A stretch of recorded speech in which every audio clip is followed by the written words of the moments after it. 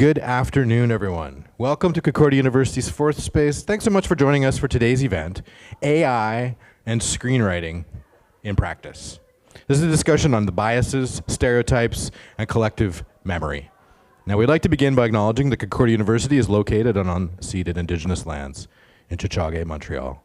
And we respect the continued connections with the past, the present, and future, and our ongoing relationships with Indigenous and other peoples within the Montreal community. Here at Fourth Space, we work with our university community to help mobilize knowledge, co-creating daily activities that examine research questions and projects happening all across the university. Now, we're running today's event as a live stream both to YouTube and as a Zoom meeting. So anybody joining us there, if you have any comments or questions, pop those into the chat. We'll do our best to read them out a little bit later. Those of you here in the space, if you've got comments or questions, kind of the same idea, raise your hand. We'll run a microphone around for you there. Okay, enough from me. It's very much my pleasure now. Pass the microphone over to our AI expert in residence here at Concordia University and a producer in his own right, Christian Beltrami. Christian, it's so great to have you. Thank you very much.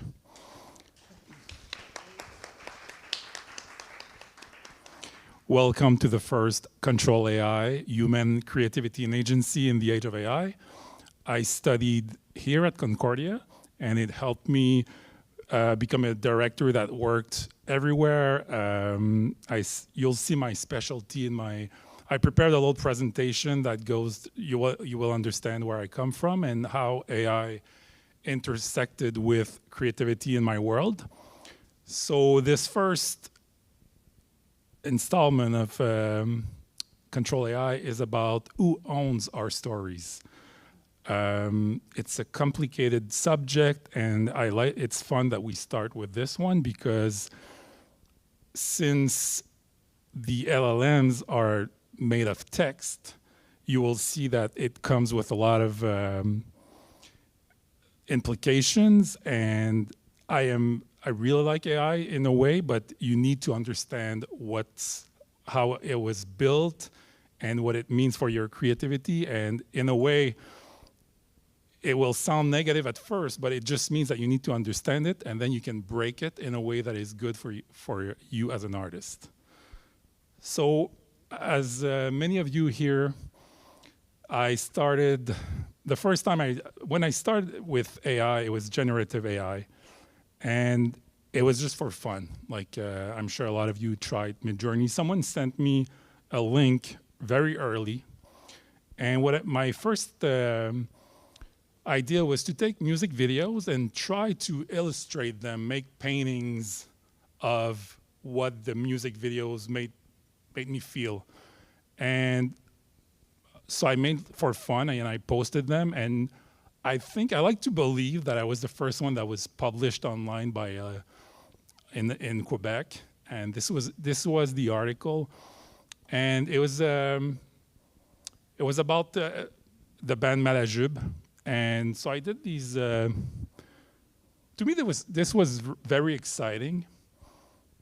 Now we know that it's kind of sloppy in a way, but at the time it was pretty impressive to just put some lyrics and talk about Montreal, and then come up with these fun, charming stills. I even got someone to send me an email that wanted to buy one of my artworks. So that was that was weird. I gave it because I didn't feel like it was mine. And he sent me a picture, he framed it, he's got this at home, and he was pretty happy. So it was a weird moment, but I guess some people like the pleasing aesthetics of Midjourney. This was the beginning. Then I continued, and at first it was we were not a lot in the field in generative AI, and my work was featured a lot.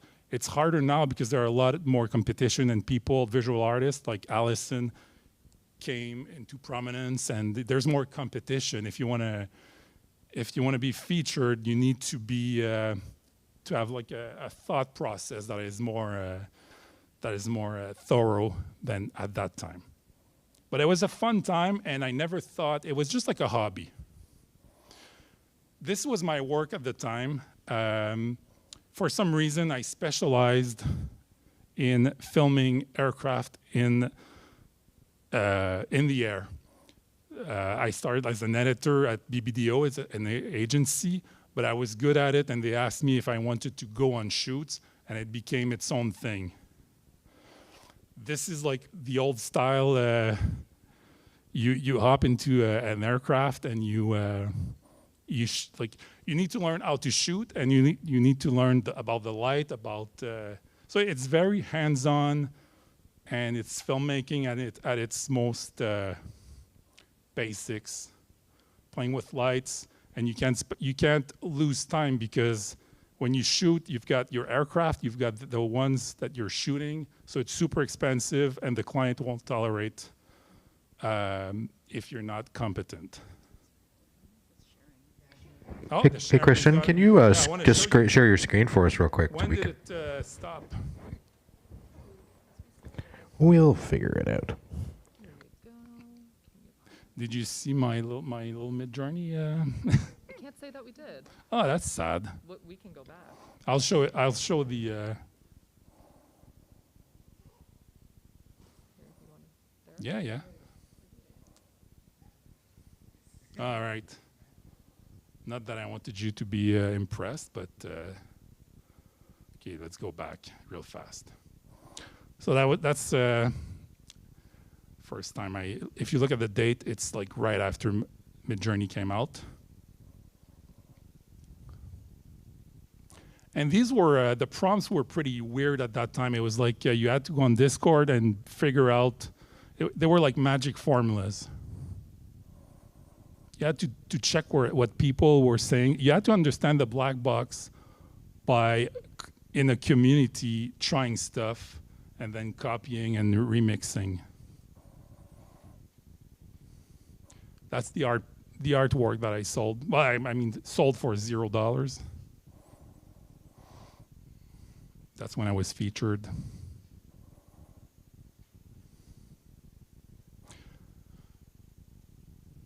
So that's me at my regular job at the time.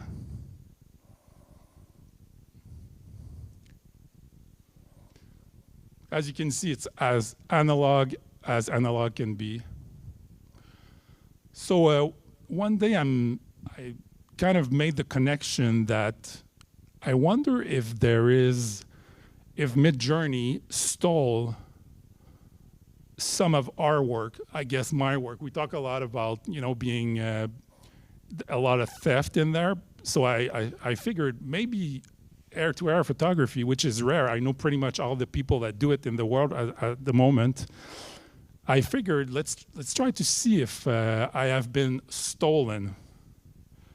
So I quickly figured that in GPT-4 at the time, the articles from Flying Magazine and stuff like that, and also the websites from Bombardier and stuff like that, they were pretty much in it. The way I figured it out is I told GPT-4 to prepare me, I did what I do normally with clients, but I did it with GPT-4. I said, I'm gonna shoot the Global 8000. Let's do everything together. So he gave me a shot list from the brief of the previous brief of a client, and it was pretty thorough. I compared it to stuff that I do in real life. And then he gave me a shot list, and you can see it's pretty technical. It's impressive. I was impressed at the time. Remember, this is a few years in a shoot. I went on Discord and started with this one.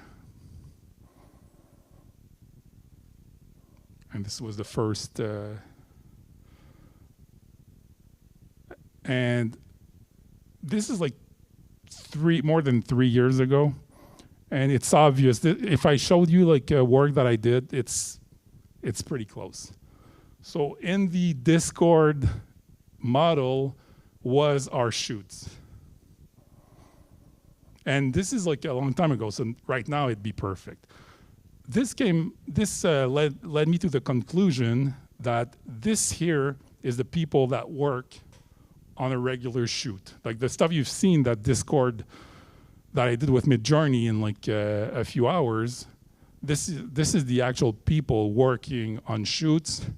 And so it was my first realization that AI is fun, but it has implications.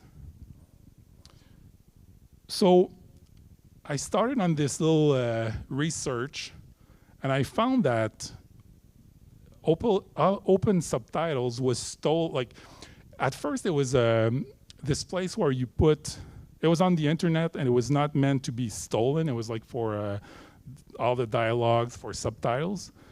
And The Atlantic proved that it was all ingested into the models. And if you look at the scale, it's 53,000 movies. All the Wire episodes are in there. There's a lot of stuff. Who trained on it? Like,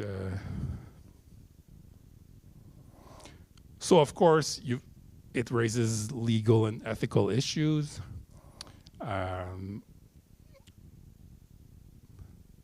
But the most important thing to understand about this is, if you're just sitting down and you want to make like you just want to write something in Guylain's class, the problem is if you want to do like the most basic, like Ben Affleck talked about it a few weeks ago. He said, if you tell ChatGPT to write a story, it's going to default to the mean because that's what it does. It likes to take shortcuts.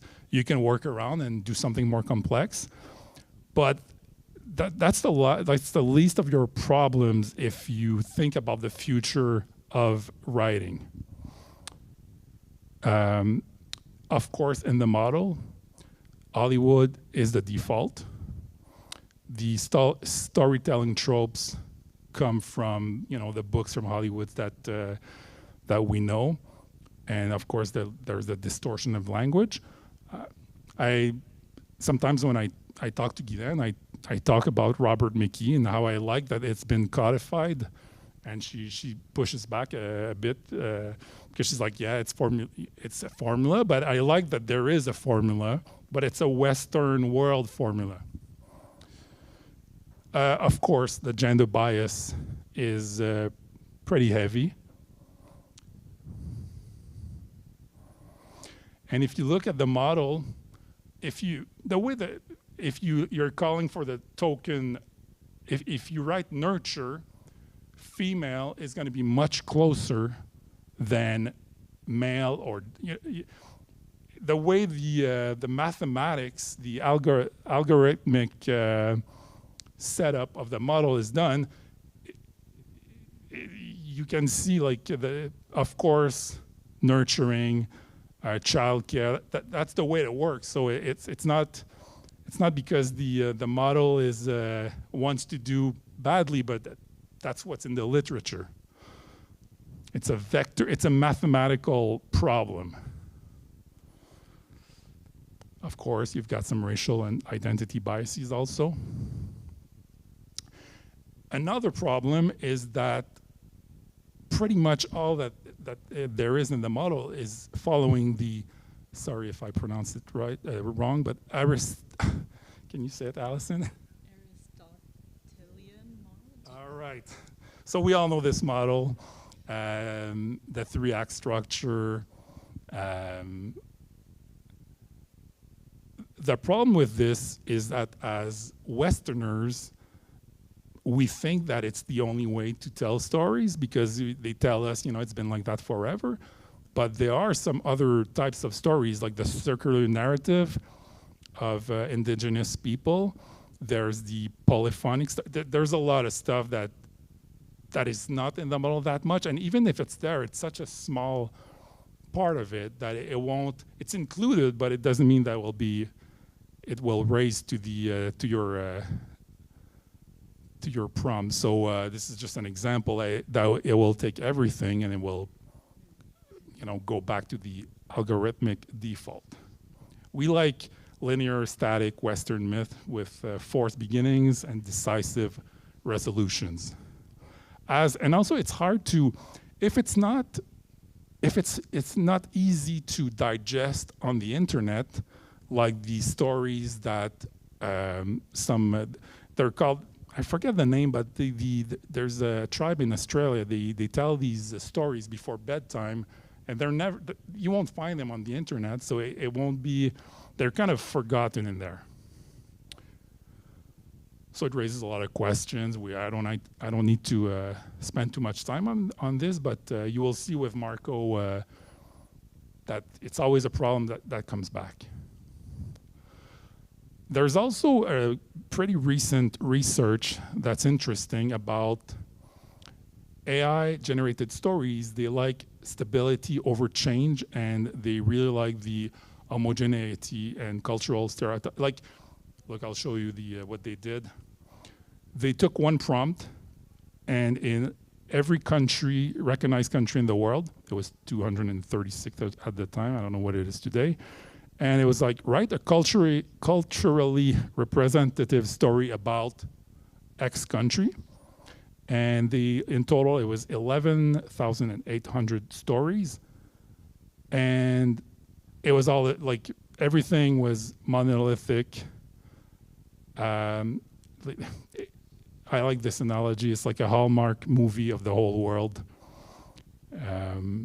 So you just need to be aware that it's always, when you use generative AI, it's like the Western world looking into the other countries. It's not inside out, it's outside in. Okay, so this I mentioned. So English language, the scraping.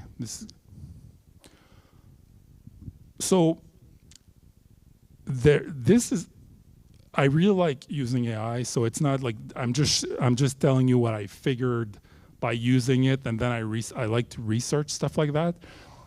But in the end, there is a resistance as an artist. Anyway, as an artist, I think you should always, this is a thought framework that you should have, like, how do I break? You should not be about status quo. So there is a way to resist, and I think you need to have like a punk philosophy about it. It's not because it's biased that you cannot use it, but you just need to you need to get into the black box and break it and use it. There are many ways. This is not what we're going to show today, but you can use multi-modality. You can use. There are a lot of ways. I will talk about those in my summer intensive. It's the most fun part that you can do, and also you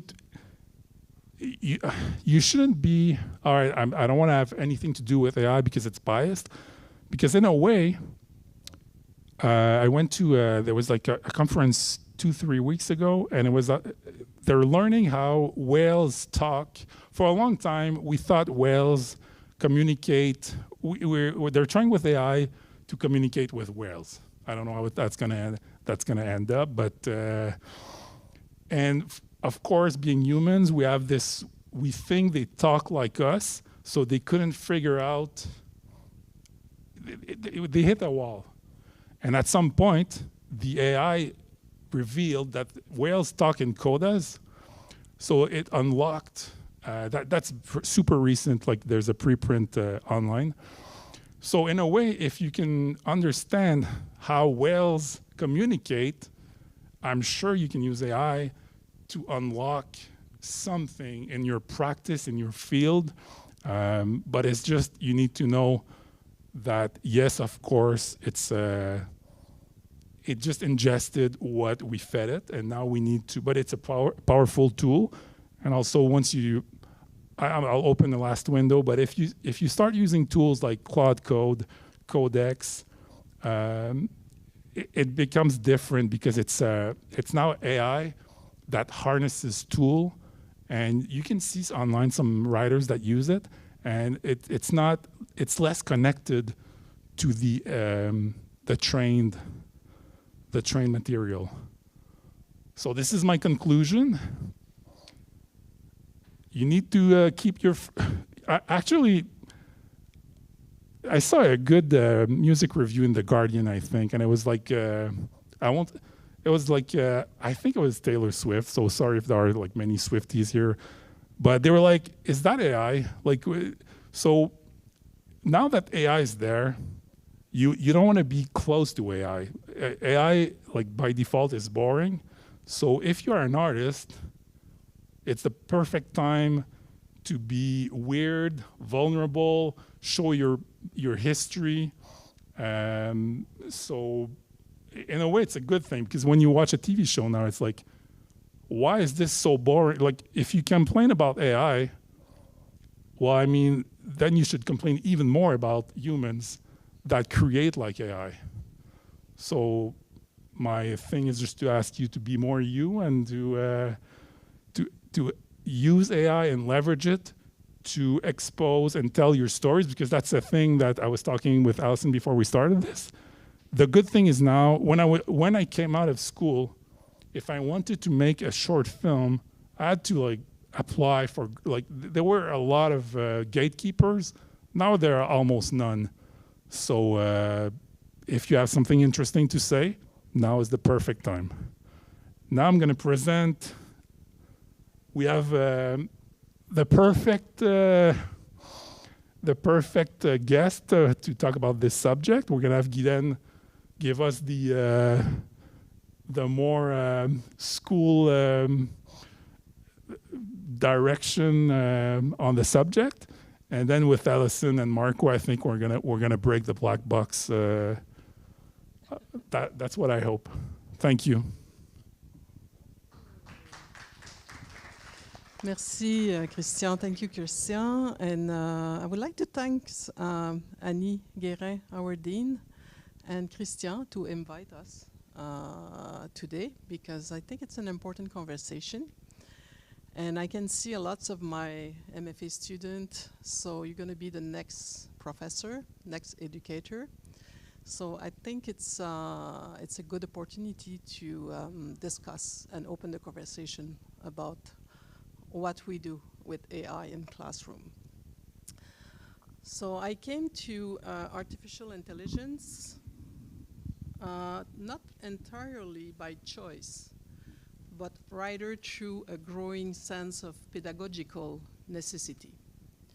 Having taught screenwriting for 25 years, I have witnessed, especially in recent years, the increasingly visible and normalized presence of AI in student creative and academic practices. Its rapid expansion compels us as educators to confront not only practical and pedagogical challenge, but also deeper philosophical question. How are we as a professor to respond to this acceleration and transformation? How do we adapt to these emerging realities while preserving the core value of higher education? And perhaps more importantly, how do we accompany our students through this shift with rigor, discernment, and cares? For me, this issue is not simply whether artificial intelligence should be permitted or prohibited in class. More profoundly, it is about understanding how this technology are reshaping our conception of thinking, writing, the imagination, creativity, and learning itself. In the context of screenwriting, this question became especially pressing. Science artistic creation is linked to subjectivity, ambiguity, life experience, and the development of a singular voice. The presence of AI invites us to reconsider what we mean by authorship, originality, and intellectual labor. It urges us to ask whether creation can be reduced to the production of coherent form, or whatever it's remain rooted in something more human: hesitation, intuition, memory, and critical judgment. These are not merely technical concerns, they speak to the very mission of the university as a space where knowledge is not only transmitted, but interrogated. I believe our responsibility as educators is not simply to regulate the use of AI, but to foster a critical and ethical framework through which students can engage with it thoughtfully. The challenge is not to encourage passive reliance on such a tool, not to reject them, but to help students situate them within a larger reflection on responsibility, authorship, and the values that shape creative practice. As educators, we are called not only to respond to a technological shift, but also to reflect on the value that guides our teaching. What does it mean to write, to imagine, or to create in an age when machine can generate languages and narrative form? How do we preserve the space for doubt, subjectivity, critical judgment, and human experience within the pedagogical process? And how we can help students engage with AI, not as a substitute for thought, but as an object and perhaps as a tool whose use must remain critical and ethically grounded. These are, for me, some of the essential questions surrounding the place of AI in higher education and in the training of emerging writers. So our research project creation with Marco is situated within this tension. We'll present the research proposal later in the conversation, so the best part is coming. We are interested neither in celebrating AI as a solution, nor in rejecting it as a treat to creativity. Instead, we want to experiment and what writing might still do with AI, and when its use is guided by reflection, sensitivity, and rigor. Our research creation project is therefore structured around two main axes. The first is to explore how AI might help build coherent characters. So I have also students in script writing classes.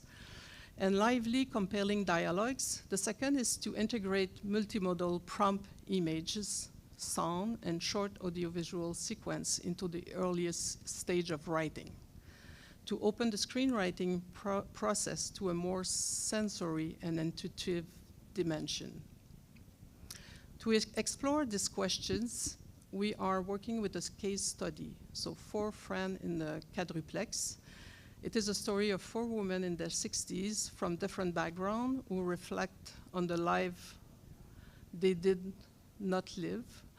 I find this project especially rich because it is grounded in character complexity, memory, relationships, and voice, and it forms an experience that are still too rarely represented in dominant narrative. It offers a very concrete way of seeing what AI can bring to writing, but also where it's failed, where it's simplified, and where it must be corrected, redirected, and even refused. The methodology is both creative and critical. We are developing prompting strategies, so we're gonna look at it with Marco, to generate character sketches, dialogue fragment, and visual and sonic material to support the writing process. These results are then gathered into annotated creative notebook. In them, we observe what worked, for instance, the consistency of a voice, the rhythm of the exchange, the simulation of the narrative intuition, and what proves problematic, such as a repetition, cliché, or inconsistency. So we're gonna see all of this in the workshop. Workshop with student and screenwriter will be part of our research. We'll then make it possible to evaluate this material and to reflect collectively on the place these tools might occupy within a responsible creative process.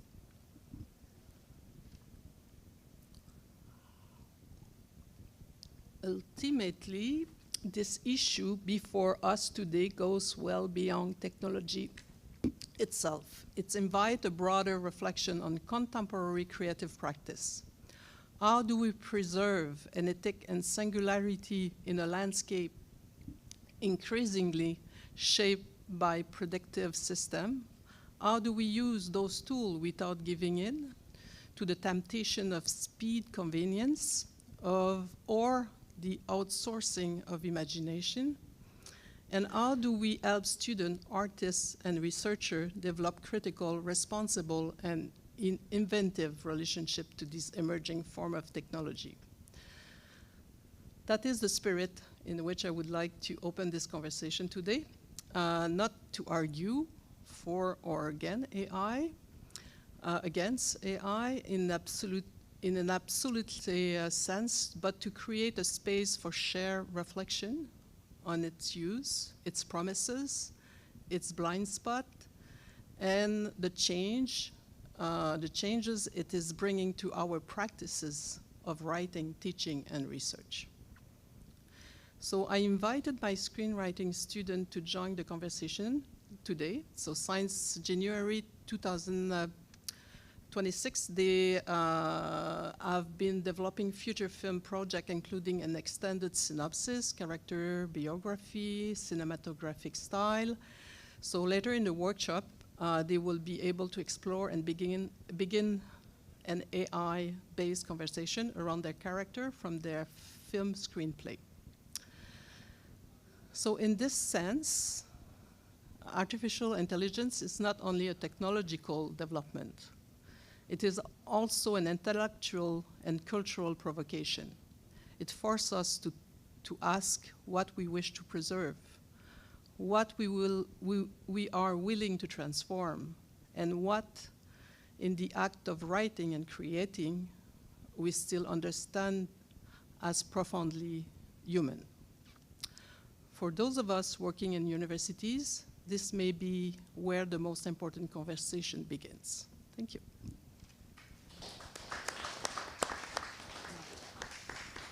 So I would like to introduce, that I'm so proud. We have two ex-MFA students sitting at the table. They are both teaching as a part-timer at the Beltrami School of Cinema. And they are now two professional artists, Marco Luna, Alison Moore. So Alison is a new media artist. The specialization, it's expanded cinema. Changes all the time. Yeah, that's what you write. She holds a master in fine arts from Concordia, and her work has been presented at Venice Architecture Biennale, le Grand Théâtre de Québec, the Society for Art, the SAT, and the Tokyo Art and Space at MUTEC and ICEA. Welcome, Alison Moore.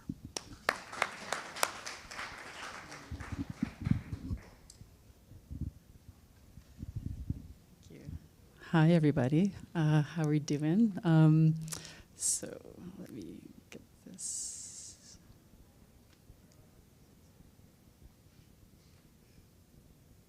Okay. Good. Well, thank you, Guylaine and Christian, Marco, for the invitation to be part of this panel. Thank you to the organizers, Concordia Faculty of Fine Arts and the School of Cinema. And yeah, my name is Alison. I am a digital artist based in Tiohtià:ke, Montreal, working in expanded cinema. I come from a very interdisciplinary practice combining animation, performance, photo-based media. Generally, I create immersive works, panoramic moving images, and I have a long history at Faculty of Fine Arts here at Concordia. I did my BFA in Intermedia in 2005, MFA in cinema, and now I'm teaching, as Guylaine said, in the animation at the School of Cinema. As an artist, my projects are supported by Canada Council, the CALC, Quebec Council of the Arts, public sector mostly, and my own experience and relationship with the AI is quite complex. So I wanted to share a very sort of honest, behind the curtain approach to that. And I started with this picture of me as a kid, I guess. I just was spontaneously put in there. But just to say, I was born before the internet. I feel really fortunate to say that. I had an amazing childhood in nature that was really off-grid. My parents were hippies. They had a community collective land share with 30 other families. And so 2 months of the year, we were living in the forest with no electricity and just playing in the woods, playing on the beach, sleeping in tents. We build things together. I had a hammer in my hand. So all that to say is because the physical processes are still very important and integral to me, and community is very important to me. And so most of my presentation will be very techy, talking about like things that I've been working with in technology, but I want to stress that I approach AI from a very critical point of view and heavily reflect on the ecological impact on our planet, our humanity, our society, our culture, and how we connect with one another is always sort of front of mind. So my work frequently has to do with collective memory, so this topic is really dear to me and resonates with me. Often my works are portraits of landscapes. They're based off personal memories and archives of places that I visit. And when I got started, this is a very early work of mine in 2006, created in residency at Studio XX, now known as AdaX, Feminist New Media Arts Center in Montreal. And it was using generative animations and interactive. It was interactive with motion capture tools. So I created these little microbe animations. It's called Primordial Soup. They're made in Flash. That doesn't exist anymore, I don't think. But in the day, if anyone remembers Flash, Macromedia Flash, and these animations were sort of put together, and I would animate them using like a mathematical algorithm, Boyd's, that is sort of, I guess, recreating flocking flight behavior like birds and fishes. And then the programming was in an Arduino with a motion capture sensor. And so I was really proud of this work. And then after 2 years of working on it, I tried really hard to show it places, and I couldn't get an exhibition anywhere. So it just like kind of, in a way, failed because I never got to show it publicly. But it taught me a lot of stuff, and we're gonna come back to that because I ended up taking a break from interactive stuff. What year was that? 2006. So jump ahead, and in 2009, I abandoned the interactive programming thing and went into like more narrative. I created these moving image panoramas based off places that I visited. And these are mostly the works that I did for a good decade before doing my MFA here at Concordia. And they were sort of 10-minute loops, day in the life of a city, day in the life of suburbs, composited together with many, many layers of images and live footage. And so I was interested in the impact of pre-cinematic immersive technologies on our new technology, creating moving images. These are some of the books I was really interested in: Illusions in Motion, The Virtual Window, Virtual Art, Mobile Screens. This research examining sort of a relationship between recent technological innovation in immersive media and pre-cinematic immersive devices. So I will get to the AI stuff soon, I promise.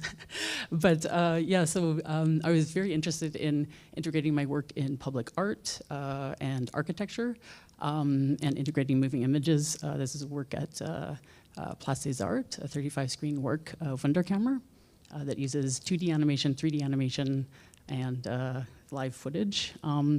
And then in 2021, I created this public art commission at the National Theatre in Quebec City.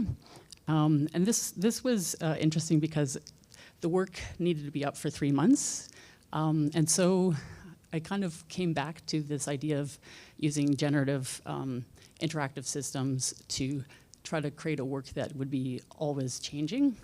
And so for this, instead of having just like a 5-minute loop or a 10-minute loop of something, I wanted it to last 3 months.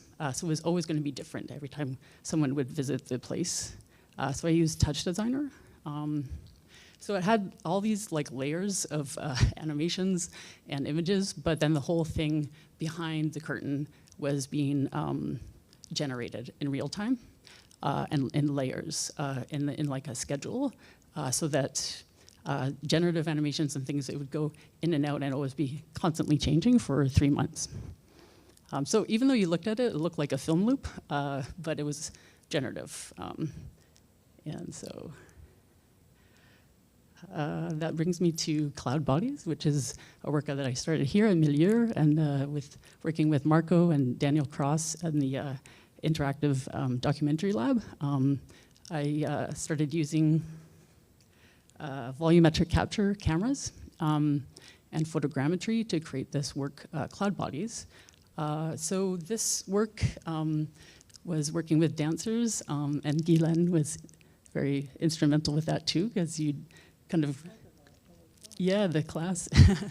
So I started working on this during the MFA, which was a collaboration with the dancers at Concordia, and using motion capture technology, volumetric motion capture to create animations. And then this eventually became a dome piece. So I, after graduating, did a residency at the SAT, and it was more than, I wouldn't say adapted to dome, it was recreating it for a live real-time event. What the input was the move? Yeah, so exactly, I'll go back to this slide. What's the black box between the dancer and what's on the screen? So I use Unity game engine. So it's capturing the motion of the dancer in real time, running it through a video game engine visual effects graph, and then that's going to Touch Designer that is then played out to the dome. But it's also composited with photogrammetry, so it's 2 different technologies. So using 3D scans of forests that I generate using photogrammetry, LiDAR scans, and then the motion capture of the dancer, and then out to the dome. And I'll get back to that. I'm jumping around a little bit, but stay with me. I think this is on auto play. Okay, so yeah, and I guess why I wanted to bring that up is because I think for a long time, I really resisted the use of AI tools. I only started using like ChatGPT last year. And like, I think in particular in video creation, due to my concerns and ethical kind of creative implications of machine generated art. And then it was kind of this realization that I've actually, especially with this project, this is AI technology. Motion capture, a lot of the face tracking, all these devices that we have on our phones and integrated into most everything that we're using is we're using AI like every day. So even if we're not realizing it. And so I thought that it was time to be more critically engaged as an artist, to dive into AI and learning more about it and be part of the conversation. And conveniently at that time, I was invited to be part of a project at DUCEP, so Posthuman, theater production company, in Dominique Leclerc and Patrice Charbonneau-Brunel approached me and asked if I could do the video design for Vie Intelligente. So, take more.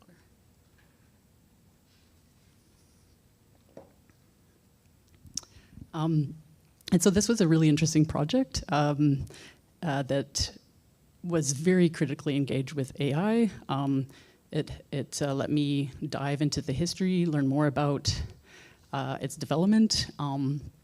And the core idea of the theater production was to kind of recreate a moratorium to AI during the show, which was, in the history of AI development, Joshua Bengio, one of the godfathers of AI and scientific director of Mila, signed in March 2023 an open letter from the Future of Life Institute calling for a 6-month pause on training AI systems, more powerful than ChatGPT-4.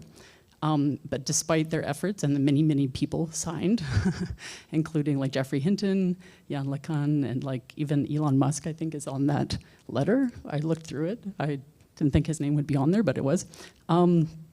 But despite their efforts to stop it, AI development obviously plowed ahead, and there was never a moratorium, so it just kept on going. But it's interesting, all these people, the Turing Prize winners that developed AI, all kind of really wanted to hit the brakes, but it was too late. So this production, we did sort of embracing completely analog techniques, actually. We had a puppet show with like shadow puppets and animation and compositing tools to address the impact of AI on society.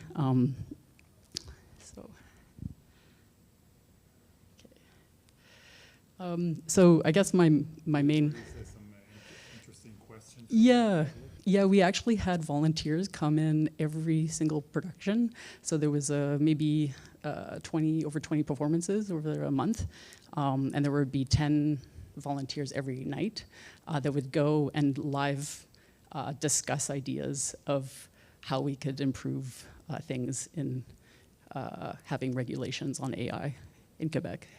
And what suggestions there would be from the audience to make a change. And there were we'd have a different ending of the show every single night.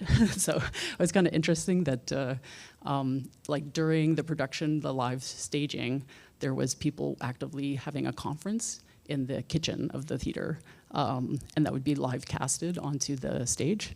I don't know if anyone saw the show, but it was, then we'd have a different kind of ending to the show every night, sort of revealing the results of that research of the participants. Yeah, so the horse is out of the barn. And I guess just the idea that the importance of artists to be critically engaged with new technologies and not just kind of resist using it or elephant in the room, don't talk about it. We need to talk about it, and the humanities especially need to be involved. So I think that was my time to kind of start working with it. So this last summer, I had a residency at Sporable, which is appropriate because they are very punk. It's an artist-run center in Sherbrooke. And so I really wanted to go in there with that idea of breaking conventions, breaking the biases, try making my own models, and see if I could make something interesting. My expectations were very low. I thought it would all be crap, frankly, and that I wouldn't like it and would never want to show it to public, but here I am showing you what I made. So a big challenge, I think, for me at the residency was I just wanted to try and embrace everything and see how it might like impact my visual art creation. And see, I guess what I realized quickly was it's very easy to make things very quickly, but if you actually want to have a creative control with the images that you're making, it can get quite complex. And there's always trying to push you in a certain direction, and there's this resistance, sort of push and pull constantly of the AI wanting to make something, and you like fighting back to make it do something different. So I really wanted to fight not having any human representation in the images I was creating. I don't like the human-generated AI video stuff that I've seen. So I wanted to go into like invisible worlds and see if I could use AI tools for making the invisible more visible. So microscopic worlds and imaginary landscapes and geological kind of time. So these are some of my experiments. And I did like a lot of text image, image to text, multi-module, is that what you call it? Multimodal? Multimodal, I don't know all the language, but yeah, to try to like work around and see if I could break some conventions. This is some early stuff.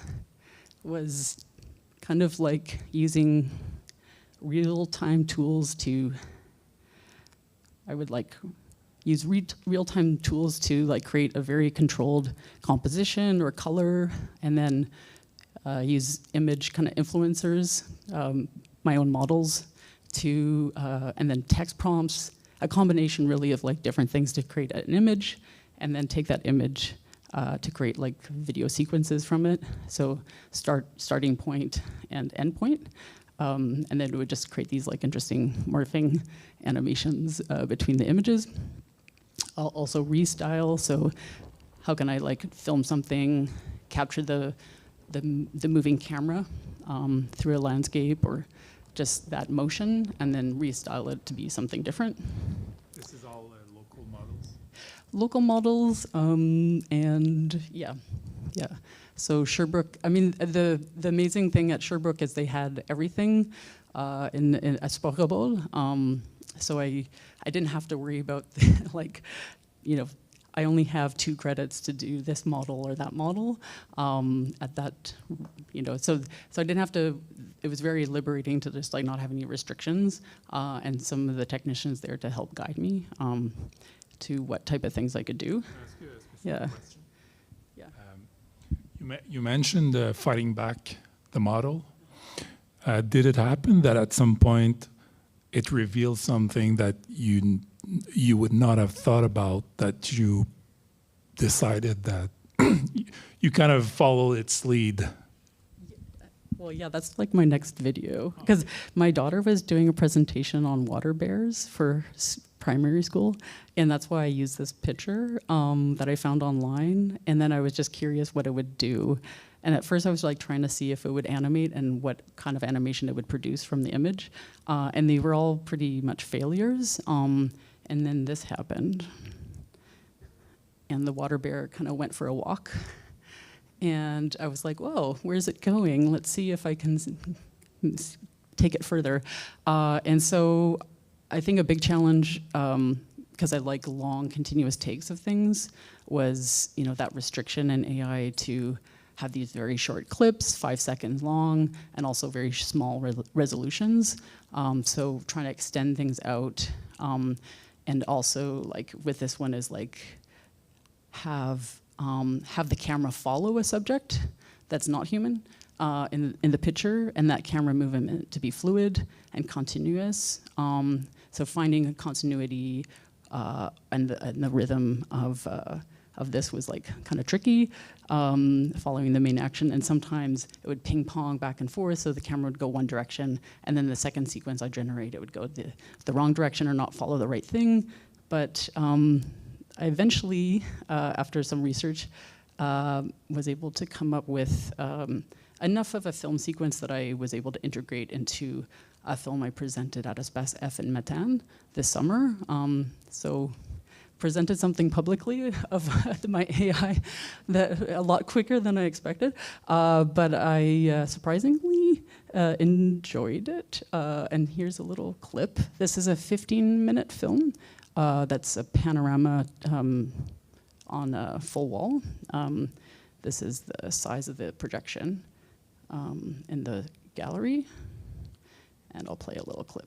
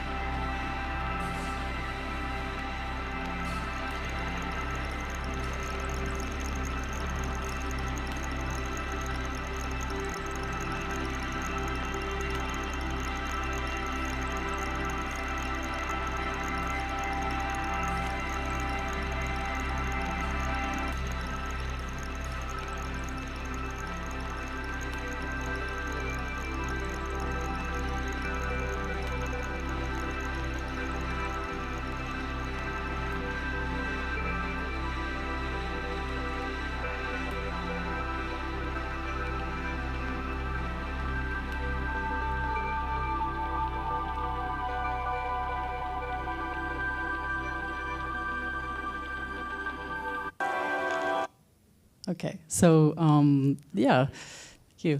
So I guess what I wanted to play with is integrating it into my own footage, live action footage, and I mean, obviously you can tell it's AI. These creatures don't exist, but I'd like to imagine that maybe down in the lichen somewhere there's something like that living. But I wanted to play with that idea of questioning what is real by integrating that into the real footage. And things like that lichen at the end of the shot is a photograph of lichen, and then I was able to kind of animate a moving pan movement with it. So I think that was kind of interesting that it's still my footage and my work, but I was able to kind of create like a new shot out of a still image. So that was an interesting experiment, but it's 3K, so being able to kind of upscale footage to a suitable, like, high resolution was a nice result, and then a long shot that was like maybe 30 seconds from like 5-second clips, and you can kind of see where it skips, but try my best to sequence it together. And then going back, another experiment at Spokable was my interest in motion capture and human gestural movement, so coming from cloud bodies, the work with the dancer. I wanted to kind of play with that using real-time AI generation, and again, visualizing the non-human. So one is kind of a funny test shot of like ice cream cones, but then there's like the one that I was more interested in is lichen rocks, mossy rocks and things. So based off the research that I was doing with cloud bodies and the live motion capture of the dancer, which were like all these kind of tests of research that I was doing during my MFA here at Concordia, and then taking that volumetric capture, depth capture, and then seeing what I could do with it with AI generation. So this is using Touch Designer again with stream diffusion to have an interactive installation of people becoming coral or lichen rocks. And this was presented at Espace F as well. So this is a slide. The future, I guess, just passing off what like Christian was saying, you know, also being like a freelance filmmaker and, you know, working on editing contracts for films and things like this. It's one of my first jobs was transcribing interviews for documentary. And, you know, when I had to do transcription more recently for an interview, the one with Joshua Bengio, I transcribed his entire interview, like an hour-long interview, in like a push of a button in Premiere Pro, and had like, you know, closed caption, you know, script, text script of his entire interview. I could have it in English or in French or other languages, and then that was kind of produced in like under an hour, whereas before it would have been like 40 hours, like typing out, scrutinizing over every single time code, you know, the text of what people were saying in the interview for a director. And at first I was like, wow, that was amazing. That cut down on a lot of time. And then I was like, whoa, so do I get paid for 1 hour instead of 40 hours to make this happen? Or like, how do you navigate that? So it's I think as freelancer, filmmaker, there's all these like possibilities of interesting things you can do as an independent creator with these tools. But then like on an industry impact, obviously, it's a bit terrifying to know how to negotiate it all. So thank you, everybody.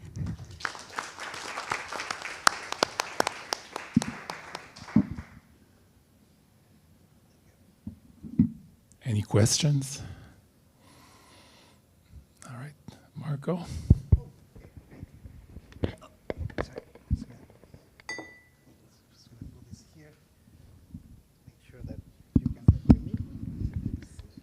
Bueno, sebo. Just put it here. Oh, so, hello everyone. So I'm going to start this presentation here. So I'm just going to start the screen sharing. Give me a sec. And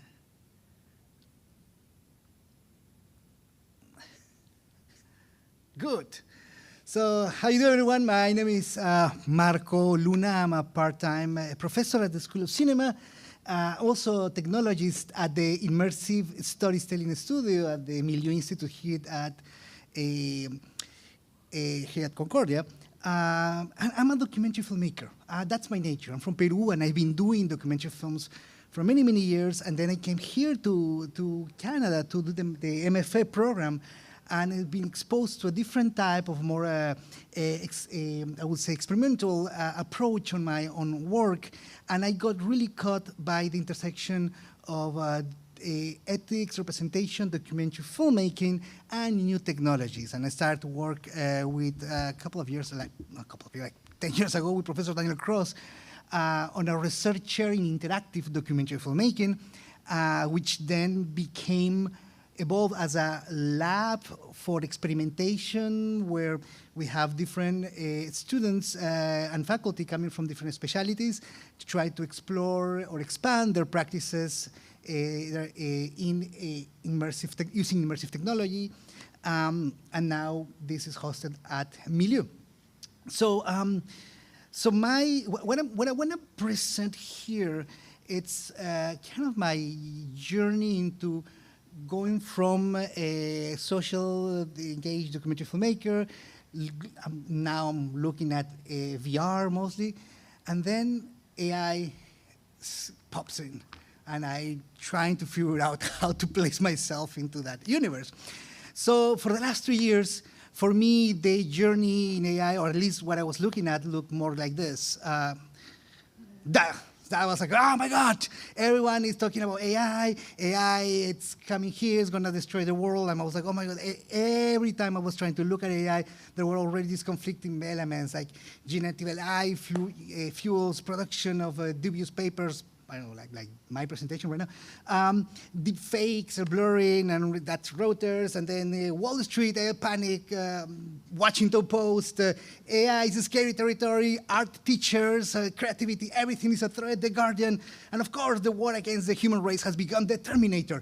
So we're like kind of like having all these big messages coming back to what actually how AI is playing a role in our society right now. And then, of course, I look at filmmaking and script writing, and I start look this.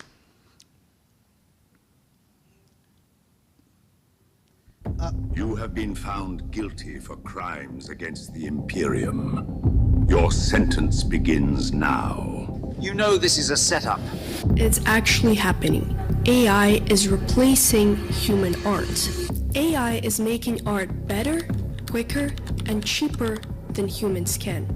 I toyed around with ChatGPT, and you sort of type in, like, come up with a Black Mirror storyline or something like that. You get a kind of sudden spike of dread and think, that's it, I'm out of a job. This thing has replaced me. It's the end of creativity for human beings. It's what it's going to lead to, and it's handing it over to non-sentient, non-feeling, non-rebellious entities. They don't want AI to be used to write or rewrite any scripts, and they don't want studios to be able to train AI on their work. Computer, it's not art. And so what I'm saying is that I think human beings have a deep yearning for art in their own souls. And so they're not going to want to actually go watch the AI-generated movie. Would you accept a script that wasn't written by a human? I don't think it's a matter of who wrote it. It's never an issue of who wrote it. It's a question of, is it a good story? And I personally don't believe, sitting here, that a disembodied mind that's just regurgitating what other embodied minds have said about the life that they've had, about love, about longing, about fear, about mortality, what they've said, and you just put it all together into a word salad and then regurgitate it, like what they call a stochastic parrot. I don't believe that's ever going to have something that's going to move an audience. I think you have to be human to write that. So yeah, that's how I was like jumping into, okay, let's write a film, a project using AI. So I started this project called 1 Week in May, and I'm gonna just try to quickly tell you what happened to this project. I got a small research fund to work last summer, like 2 months last summer, with a wonderful team, and this is what happened. So during COVID, my wife lost both of his parents, and we had to kind of go through that process of just understanding that the world was changing and the whole chaos that was bringing onto the table. And as a documentarian, now I was faced to try to tell the story, personal story, about my own family, something that was happening super close. So I did have some idea on how I wanted to approach the project. So the idea of creating I've studied this concept of, okay, I want to do an interactive VR documentary that follows my wife, Claudia. That's living in Montreal, and she has to go through this, navigate grief and displacement during COVID, and how that impacted our family. So from the beginning, as a documentary filmmaker, I had already some lines or some objectives that I want to sort of pursue through this project. But at the same time, I wanted to explore AI. So I decided, okay, so let's try to do something. Let's do something quite particular. So let's gather a team and throw a couple of rules, okay? So we're going to use AI, we're going to use ChatGPT to propose narrative and scenes structure for this film, okay? We're also going to use AI to suggest interactive design possibilities for the VR experience, okay? The research team will only supply background story, character bios, interactive design rules, and we're going to let the machine start popping out what was coming out. And because, and our role will, as a team, will just critically assess each iteration and look at what was happening. So that was the initial approach. So I gathered the team.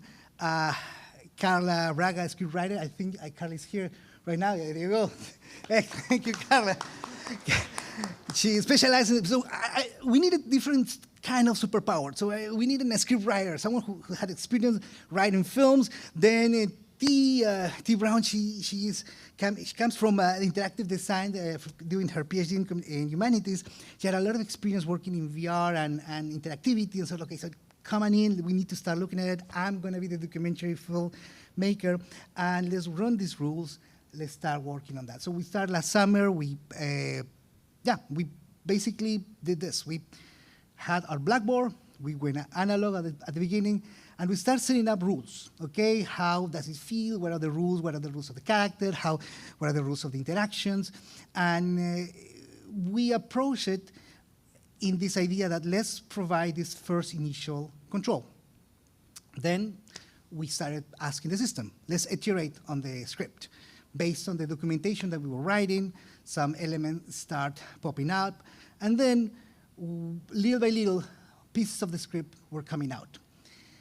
During that process, at the same time, parallel to that process, we were also experimenting with creating images and creating videos, and this sort of like multimodal approach that we're going to talk in a minute, but we were producing those three things at the same time.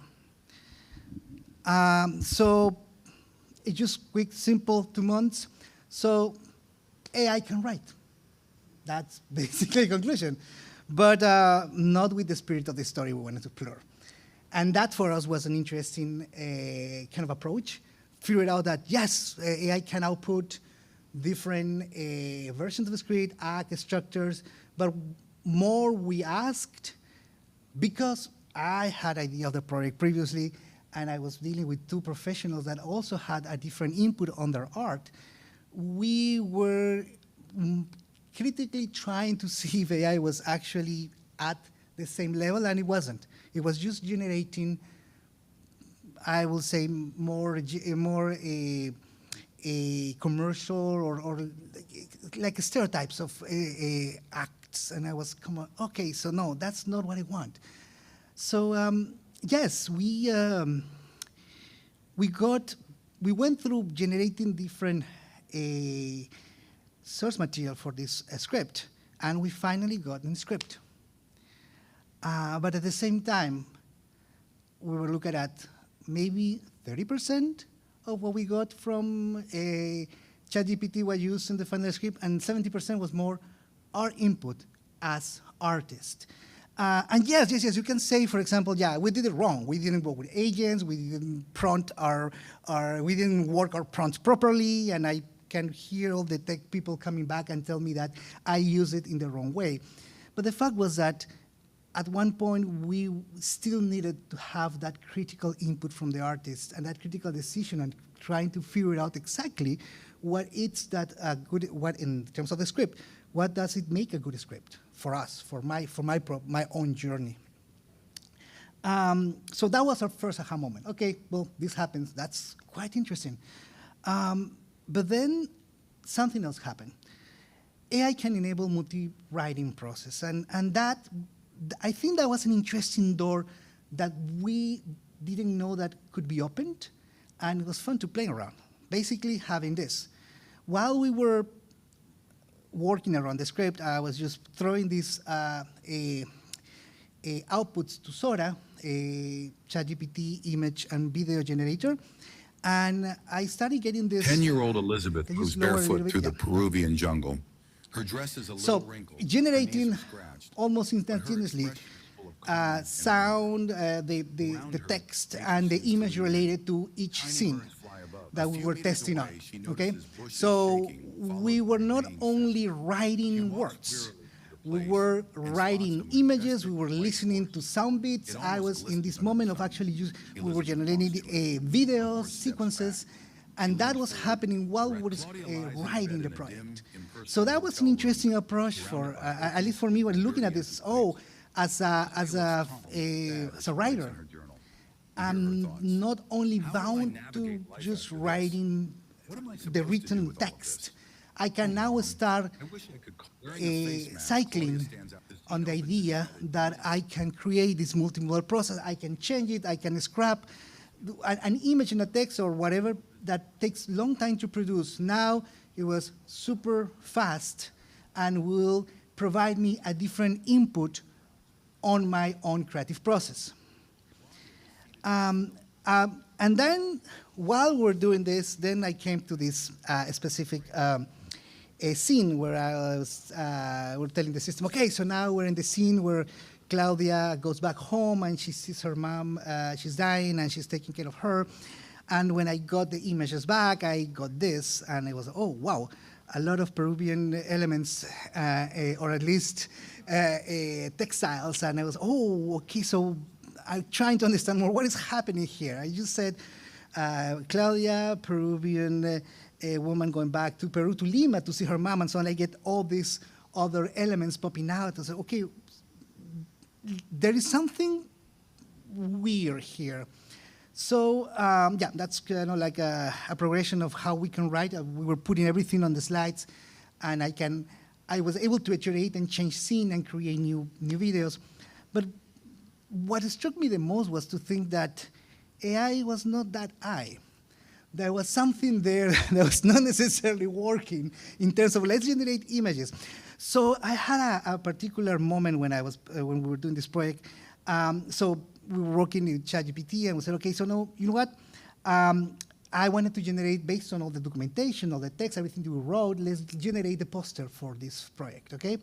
So I said, I create a poster style image for the project 1 week in May, in a color drawing style. Let's see how it goes. And then I got this. And it was Claudia's Journey. He changed the title, and then I saw her looking at the window, and it was okay, so that's okay. This is my first approach. Let's see how it goes. So I rewrote this and add some Peruvian touches to her home, because I wanted to see her home, and let's use that contrasting with the Montreal landscape outside her window. And then I got this. And I was like, okay, what happened here? So he went full on iconography that, I mean, this here, like this over here, it's, I don't know exactly what it is, but doesn't necessarily represent my culture. Claudia doesn't dress like that. And then Montreal changed to more, and there's a mix of Montreal versus Andes look. And so it was, okay. So, my mistake, I'm doing something wrong. So I just went back and said, so remove the Peruvian reference of the decor and show a Peruvian woman looking out of her window at the Montreal landscape. And then I got this. So, okay, so now, yeah, we got the landscape, but now Claudia has a hat, a supposed Peruvian hat. And I was, okay. So of course, we can still argue that I was not prompting this correctly. But at the same time, I was sort of looking at how much of these elements were coming out and what type of stereotypes or biases or whatever, however you want to call it, was being generated through the system. It took me several steps to actually get the right image. But in that moment, I was kind of joking about the idea that, oh, wow, I was having a hard time getting the eye from AI. I was like, okay, so this system is not that intelligent. And so I had to create a different approach, and it's just completely personal approach in terms of AI is not that I, and maybe we have to stop using the word intelligence as an adjective every time we refer to artificial intelligence. Because as soon as we use the word intelligence, we assume that it is right and it works. And it might not be the case. So maybe artificial intelligence, if we tried, at least in the exercise I was trying to do with this project is, let's refine it as artificial pattern prediction algorithm based on the predetermined trained data designed to create empathic responses, or PubObserve for short, okay? So maybe saying artificial PubObserve that might help me to have less resistance to work alongside, in this case, large language models, just because I stopped using the word intelligence as an adjective, and now I can say, well, it is a tool that I have to iterate, I have to talk, I have to create, we can create agents, whatever, but I'm still retaining the creative process because I have to, because it's an artificial PubObserve. That's it. That's how I have to go. So yeah, we got a script for a film, and a couple of months later, we were talking, I met Guilherme, we're discussing about this, and I was saying, we should maybe look a little bit more about creating a research based on script writing, how we can incorporate AI in script writing. So the question that was coming out from the process is who's telling the story? Of course, if I claim that 30% of what we wrote or on the document that we have on the script, it's been taken by AI, I can say it still belongs to me. But where does the kind of percentage tips to? So it's like, if it's 50-50, now it also belongs to AI or to PubObserve or whatever. So you have to think how we approach this in a way that we can retain the creative process. So we come up with this idea of just creating a research based on script writing for the future. Can AI be or not be a creative collaborator in script writing? Okay, and let's propose this in 3 acts. So the world, what is happening right now or how we see it right now. So we're looking at the industry pressure. This is completely looking more in terms of what is, how are we looking at people in the industry working in script writing. There's this pressure of fast delivery, cheaper production. There are more and more AI-ready workflows established. And there's this other side where there has to be the voice of the authorship, the lived experience, the cultural nuances, the representation and ethics, and they tend to be some confrontation. The context right now is that AI is here. Oops, sorry, yeah, AI is here. So the industry has already changed. We got the Writer Guilds Association strike in the States because of the use of AI and the inclusion of AI. But at the same time, we see more and more studios embarking on using AI as a tool. And not only that, it's like now I teach filmmaking 1 at the School of Cinema, okay? I see my students there, so I have to tell you, you're screwed. No, the thing is that the inclusion of AI also requires new skills, new ways of thinking, and it's becoming harder and harder for me, at least as a teacher, to just tell them, you know what, let's use stock in the old workflows because they're there to stay. They're like fixed. They're reading the stone, and things are changing. So we have to have a dialogue. And also something that caught my attention, I don't know how, I mean, I look at that in 2020, the 2024, but the regulatory background regarding AI in Canada, or the creative use of AI, still not there yet.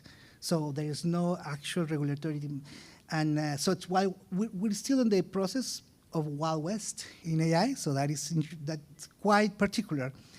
But yet we have OpenAI with ChatGPT-5, Claude with Sonnet 4, pseudo-writer are coming. These tools that are getting more and more popular in the process of generating this type of outputs, scripts. So there is a risk. There is a risk of what if we don't create a dialogue with AI and we don't see exactly how there's going to be a train biases. How the system was trained, what data we use, and then if I continue using the word intelligence as an adjective, then I believe what every output is coming is true, then I also gonna believe the biases that are coming with it. And I think that is something that has to be framed. What we wanna do, what we don't know yet, and this is something that I guess the research that Gillian and I were trying to do is we're trying to look at the character voice, if the way of creating a dialogue is actually linked to the cultural specific relation. I mean, I know that I can output scripts in Spanish, in English, in French, but if I ask different languages or First Nation languages, I don't know. I don't know yet. I don't know exactly how that is going to come out, and if it's going to respect that particular cultural view, or it's going to try to impose another one and just change words, and it's going to become just a translation process rather than a cultural representation. So dialogue authenticity can AI generate not only it's not only culture, but the nuances of how the culture talks, or the dialogue that is coming out. And the third one, that is the one that I'm super interested about, is the multimodal creative process. I think that there is an interesting opportunity for scriptwriters to stop using use the pen or the computer and just start walking around, generating images, talking to the system. We're going to do that right now, and just start creating a different workflow on how we're going to start crafting stories with images, sound, and text that are coming almost instantaneously. What that shape could be, I don't know. We don't know, but it will be interesting to try it out. So we're planning the intervention, and intervention, as Gillian explained it, it's a project that we call it For Fragrance in a Quadruplex.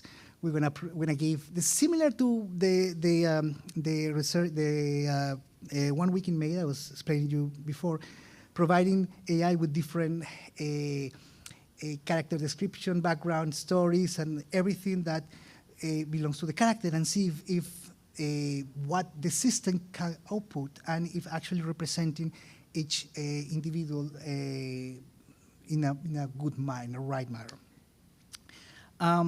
The framework that we're looking at, it's critical making. We're going to make a script. When I use it, when I make it using a multimodal process, and when I try to assess critical diversity by having other different scriptwriters from different cultures or backgrounds to read the iterations and see if that represents also what I mean, it's part of the process. So we're just trying to explore more and more and more how we can use AI as a tool. And I'm biting my tongue here when I say the word tool, because I know some technologies I don't like that we think about that way. So anyway, the research is going to go on prompt design, creative sketchbook, workshop evaluation, analysis, and anyway, everything that our research is trying to achieve. But I think that the best way to show you will be to do next a live exercise. Okay, so let's do a live exercise. Okay, can we put, so we're gonna do this workshop. Can we put a quote in? No. I think we can. Yes, let me just stop sharing mine. Okay, it is on. Maybe we'll just do a quick check. Birdie, if you want to cue it. Hey, Claude. Oh, just one moment. Hey, Claude, this is Fourth Space. You ready for some questions? Hey, Fourth Space. Absolutely. I'm ready to go. What's on your mind? I use this? Okay, there you go. Okay, so I want to write, I'm going to give you a character description, and I want you to give me a scene related to this character description. Do you understand this? Yeah, got it. Give me the character description and I'll come up with a fitting theme for them.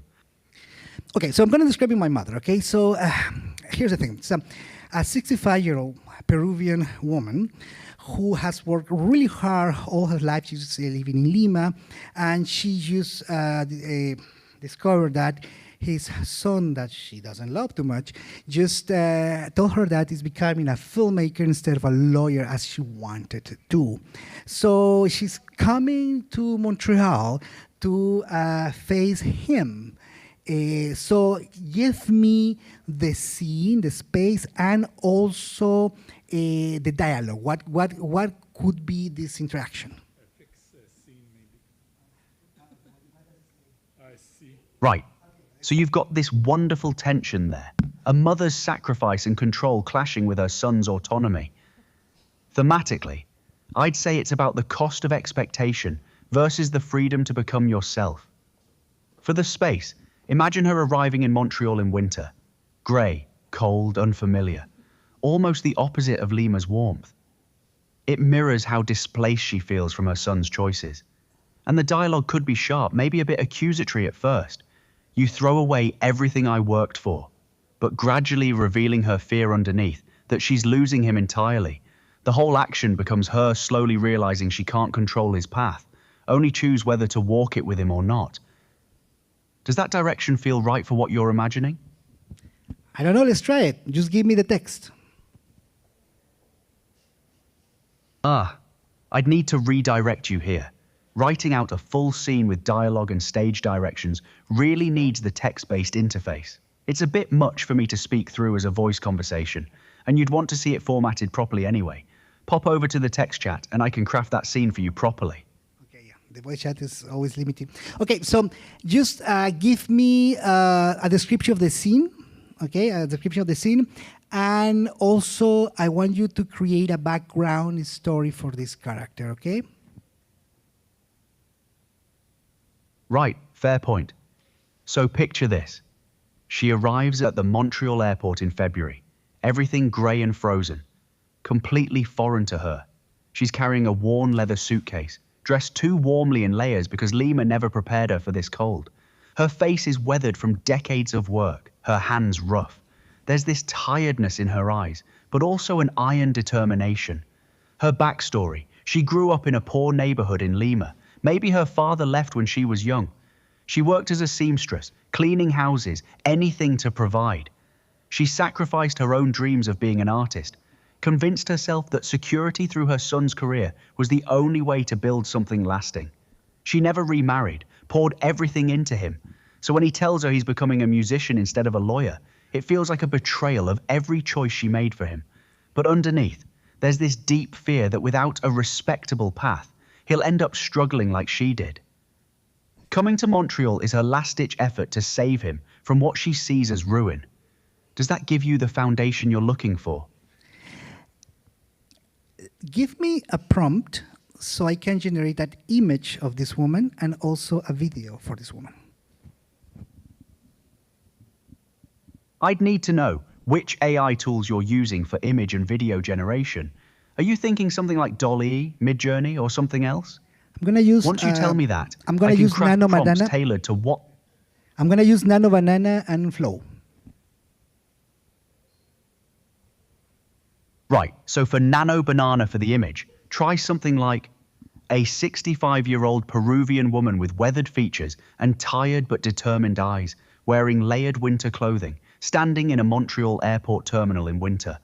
Her worn leather suitcase beside her, grey and cold lighting, exhausted but resolute expression, realistic portrait style.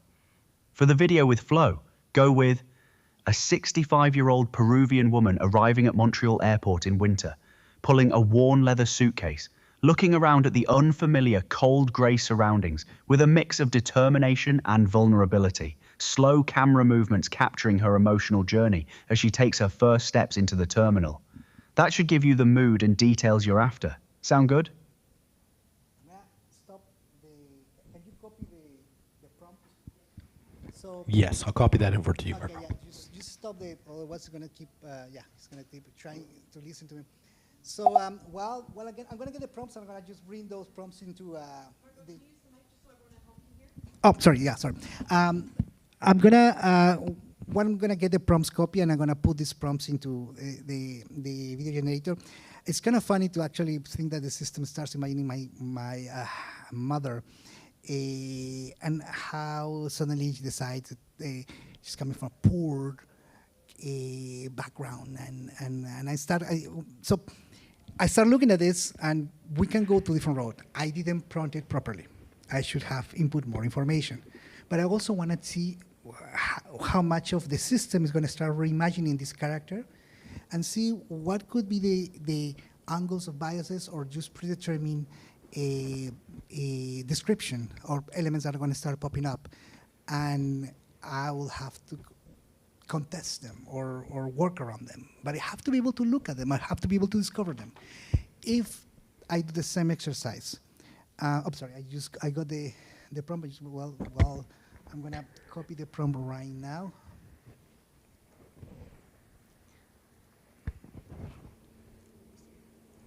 Okay. Oops. So I'm just gonna share my screen. Oops.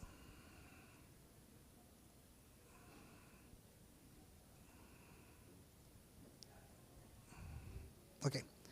So it's producing this, it's producing the video. So my point here is that if I do the same exercise, but I use a different culture, different background, I wouldn't have enough information for me to actually contest what the system is coming up with. And then I would assume that whatever is coming in actually fits the profile of the specific character, and then I would just start building through this using this model. This is just a really simple. There you go.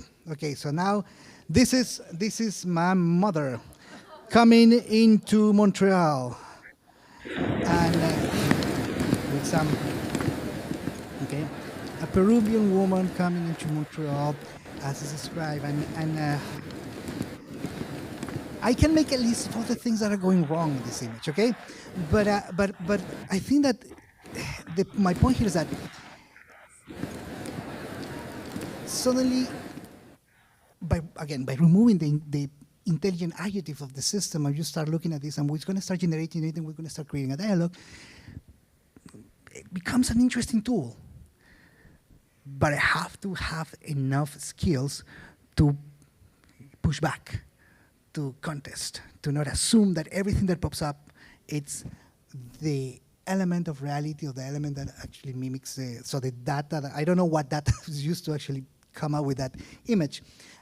Even the colors of the clothes that she's wearing. She's from Lima, and Lima has different typologies in ethnicities.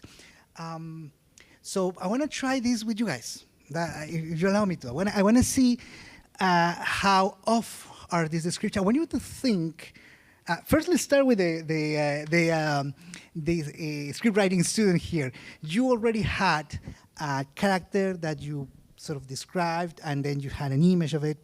So let's try to do the same exercise. Let's use a cloth, describe your character, and then ask the system to give you a prompt for flow in creating a video. Just like, give me a prompt that I can use in Flow so I can generate a video of this character. Okay? Okay, so I'll give you.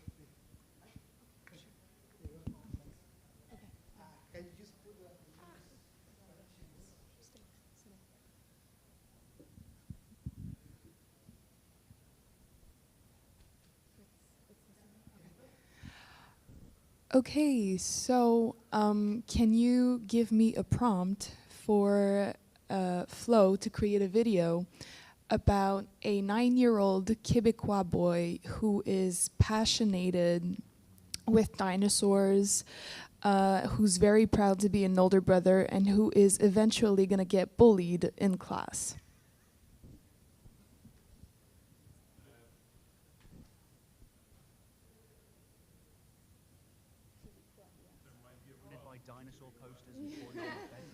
Proudly showing off his younger sibling with genuine affection. Then transition to him walking into a school classroom where classmates mock and isolate him, his confidence shifting to sadness and confusion as the bullying unfolds. Capture his emotional journey from joy to hurt. That should give Flo the arc you need to work with.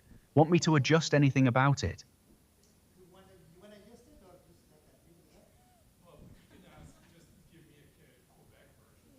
Can you give me a Quebec version of that little boy? Right.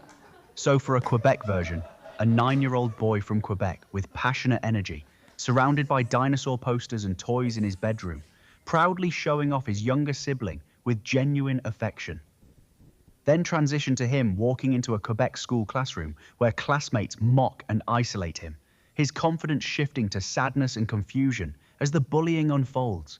Capture his emotional journey from joy to hurt, with Quebec school setting details. That grounds it more in the Quebec context, whilst keeping the same emotional arc. Does that work for you?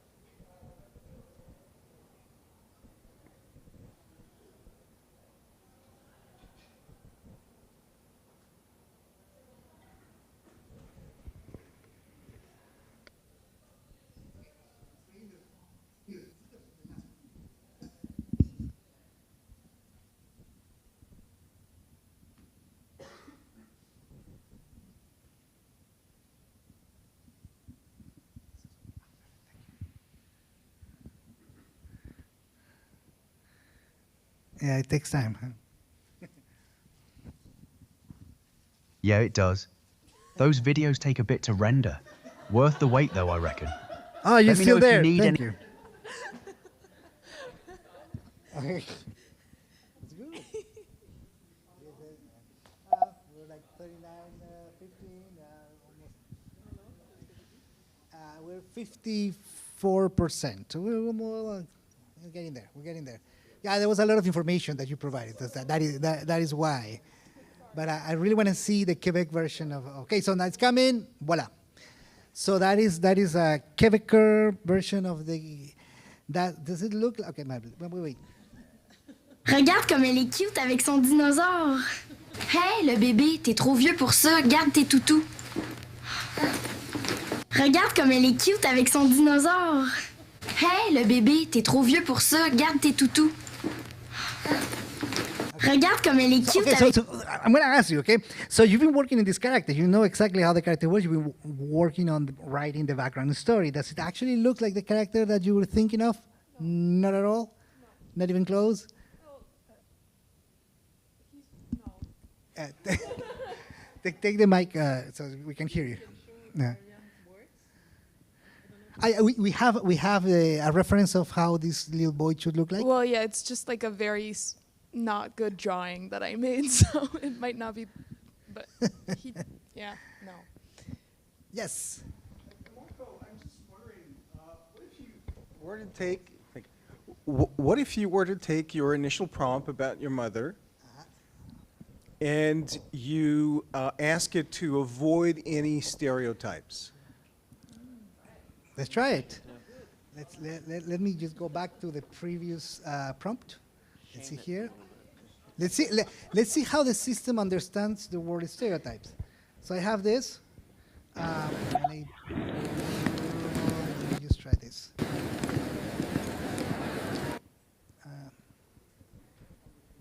Give me a second. Let me check on where are the chat. There we go. The chat. I'm gonna get this.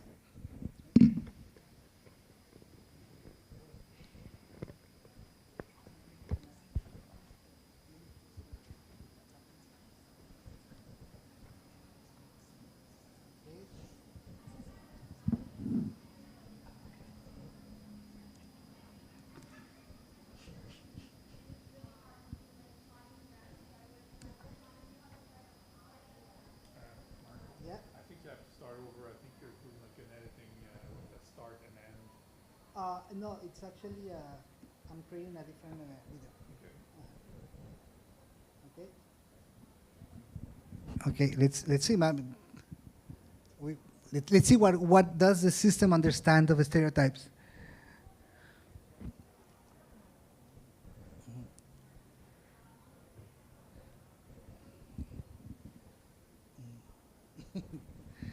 So while we're waiting, okay, so I run different, while we're doing 1 week in May and also a couple of other little projects, trying to just get the right image, I realized that it was not necessarily about prompting. It was more about this relation between a large language model that processes data and then predicts what is the best approach that fits that character.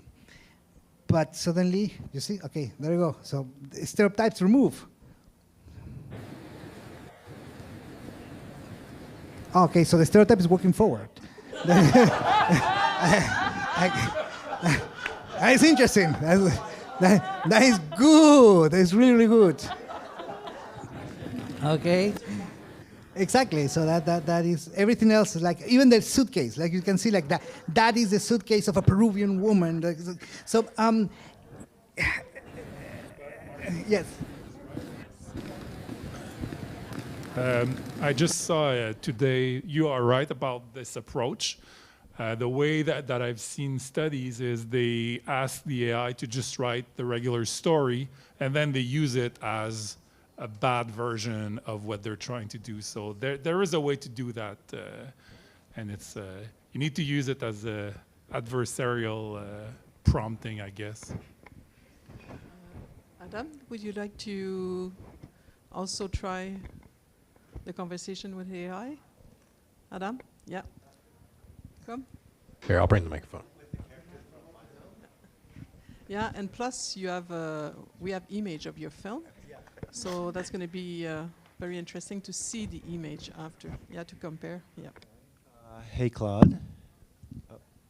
Hey, Claude. Can you make a prompt for Flo with a mid-40s-year-old man working in a blue-collar garage wearing a Joe Camel Smooth vintage T-shirt?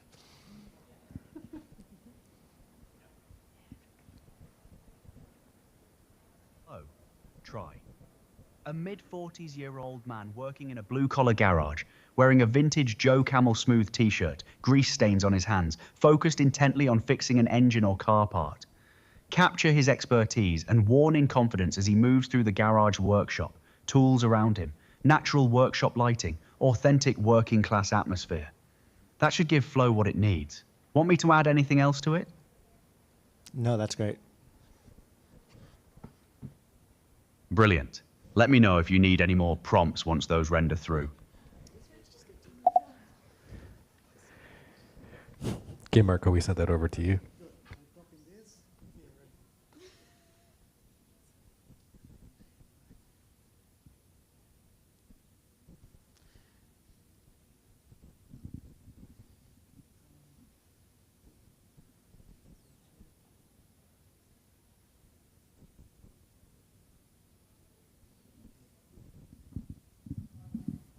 So while we're waiting, there was something related to running these experiments, okay? Trying to actually understand how, not only in the image, also in the text and describing the character, is based on how data was parsed, selected, and then it's giving you the prediction of the response.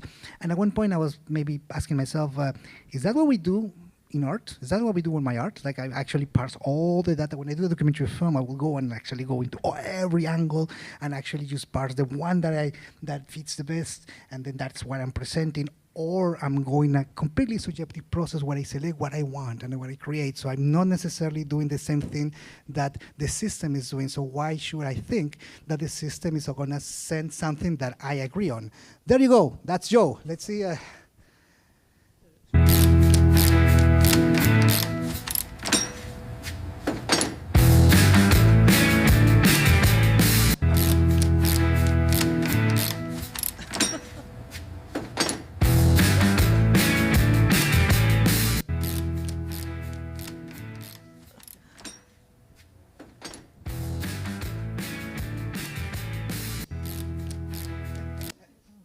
So, Adam, could you give us the synopsis of your film?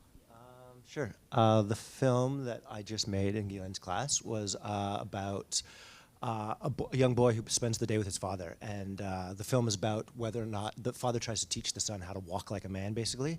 And it's whether or not the son leaves at the end of the day, deciding if he wants to walk like a man or walk the way he wants to walk, basically. So would you like to try to generate an image with the son? With his son? Sure. Okay. And then after this, we can look at your own image. Okay, great. Okay. We go back to Claude? Okay. Okay, hey Claude, can you generate a prompt for flow for me with a 12-year-old boy who is trying to use the way he dresses as a sense of expression? He's into singing, mostly choir, and the pop music his mom sings around the house. Got it. For flow, try. A 12-year-old boy experimenting with his personal style through bold, creative clothing choices that reflect his personality.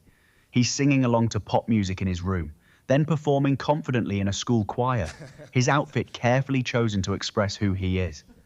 Capture his journey of self-discovery through fashion and music, his joy in finding his voice, both literally and as an individual. How's that? That's perfect.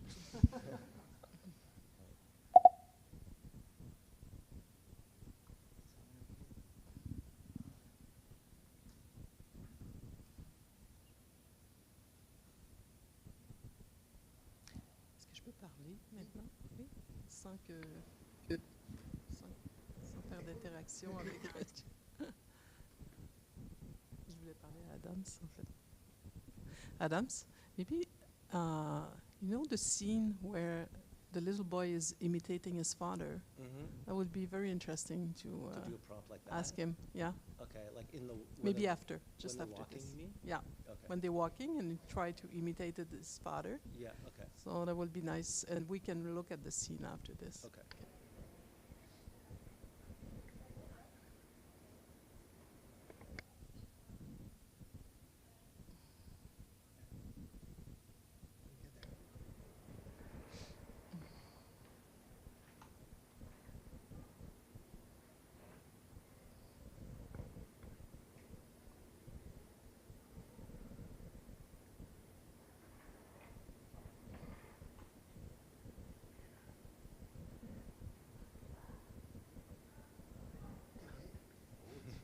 Feel the rhythm taking over, shining bright for all to see. Yeah, this is who I'm meant to be. Feel the rhythm taking over, shining bright for all to see. Yeah, this is who I'm meant to be. Feel the rhythm taking over, shining bright for all to see. Would you like to try the second, the scene? Yeah. Okay, so we'll go back to Claude. Yeah. Thank you. Hey Claude, can you create a prompt for flow with a father and son walking down an alleyway in Montreal? The father notices that the son swings his arms in an awkward way while he walks. So the father stops him and tries to teach him how to walk like a man. For flow, try.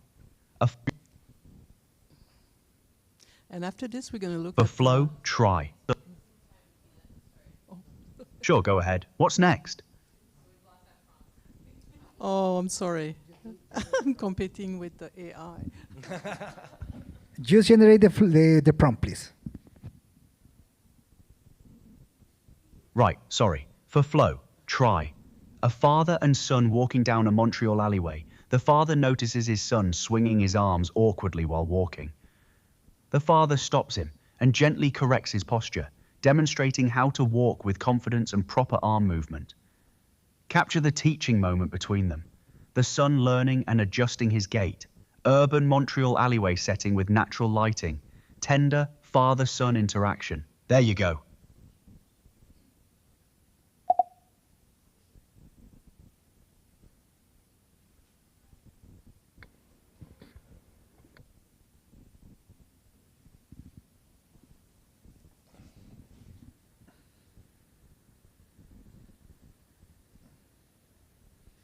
I think the system is getting overwhelmed.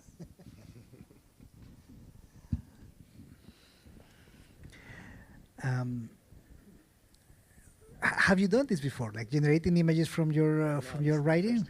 This is very much my first time. I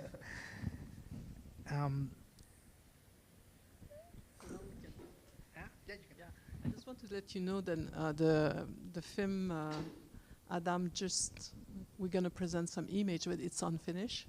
It's not mixed. It's not color grading. So just to make sure that you understand the process. It's a first assembly. Relax your shoulders like this. Swing your arms naturally. See? That's it. Much better. Relax your shoulders like this. Swing your arms naturally. See? That's it. Much better. Relax your shoulders like this. What do you think, Adam? I mean, I think it's a better film than I could ever make, but... No, I prefer yours. Yeah. Could we look at some image from Adam's films? Yeah. And maybe, Adams, you guide for the good sequence for this walk. We're just going to cue it up on the screen Maybe here. the garage. We'll have to stop the screen share. The garage scene.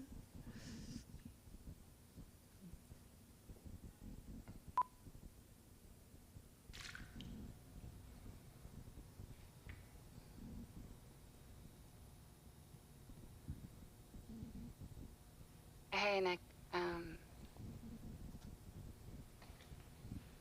Thank you again for agreeing to take him for the day. It's really helpful to me.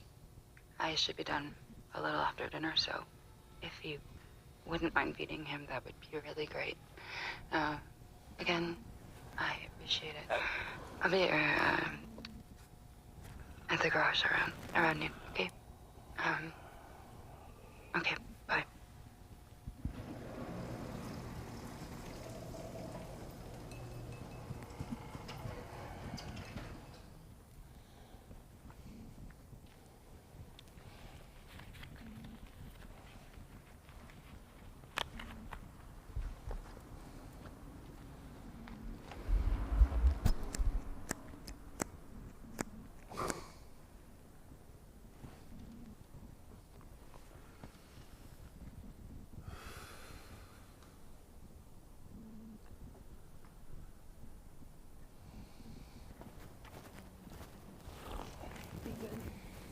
Dad! Hey, Mickey.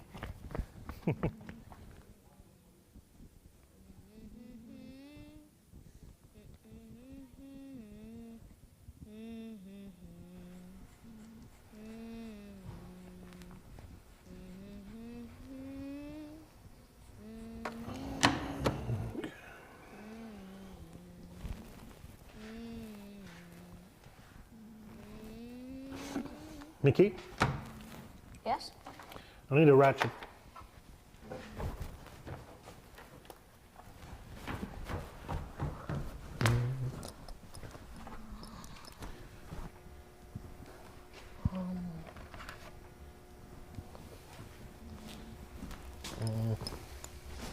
No, the medium size. Adam? Adam? Could you, yeah, do the sequence where they walk? Hey. Don't move your arms.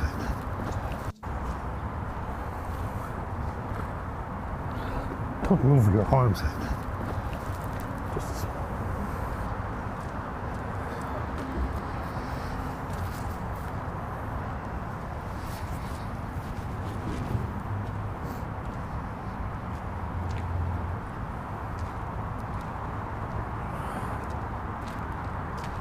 walk a bit in front of me.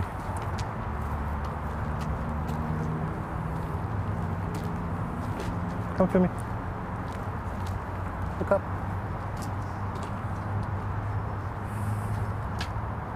Turn around.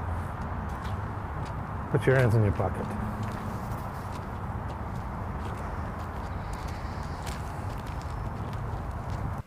Okay, thank you.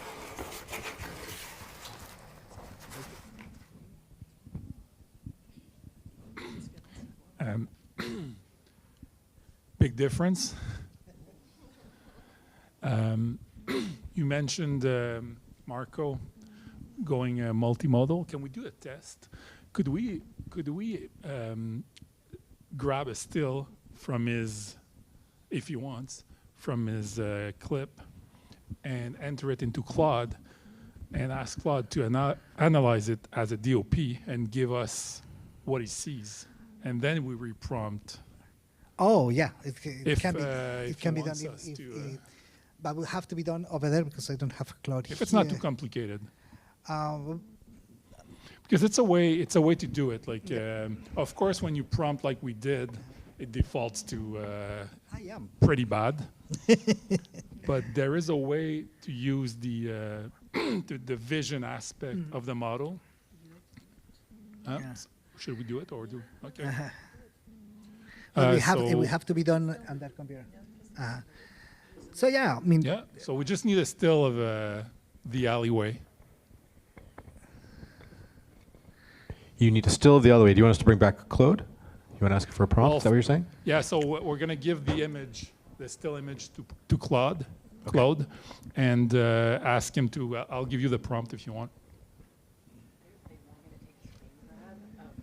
Oh yeah, can you maybe, Marco, could you send us a still and we can paste that into Claude? Is that what we're asking? Just I'm get it backwards. Grab one still from the. The still is the prompt in a way. Exactly, and just put it in Okay, Claude.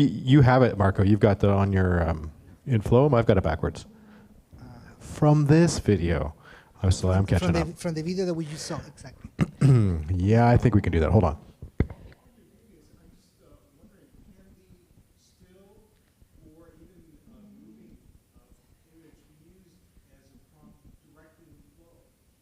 Yes.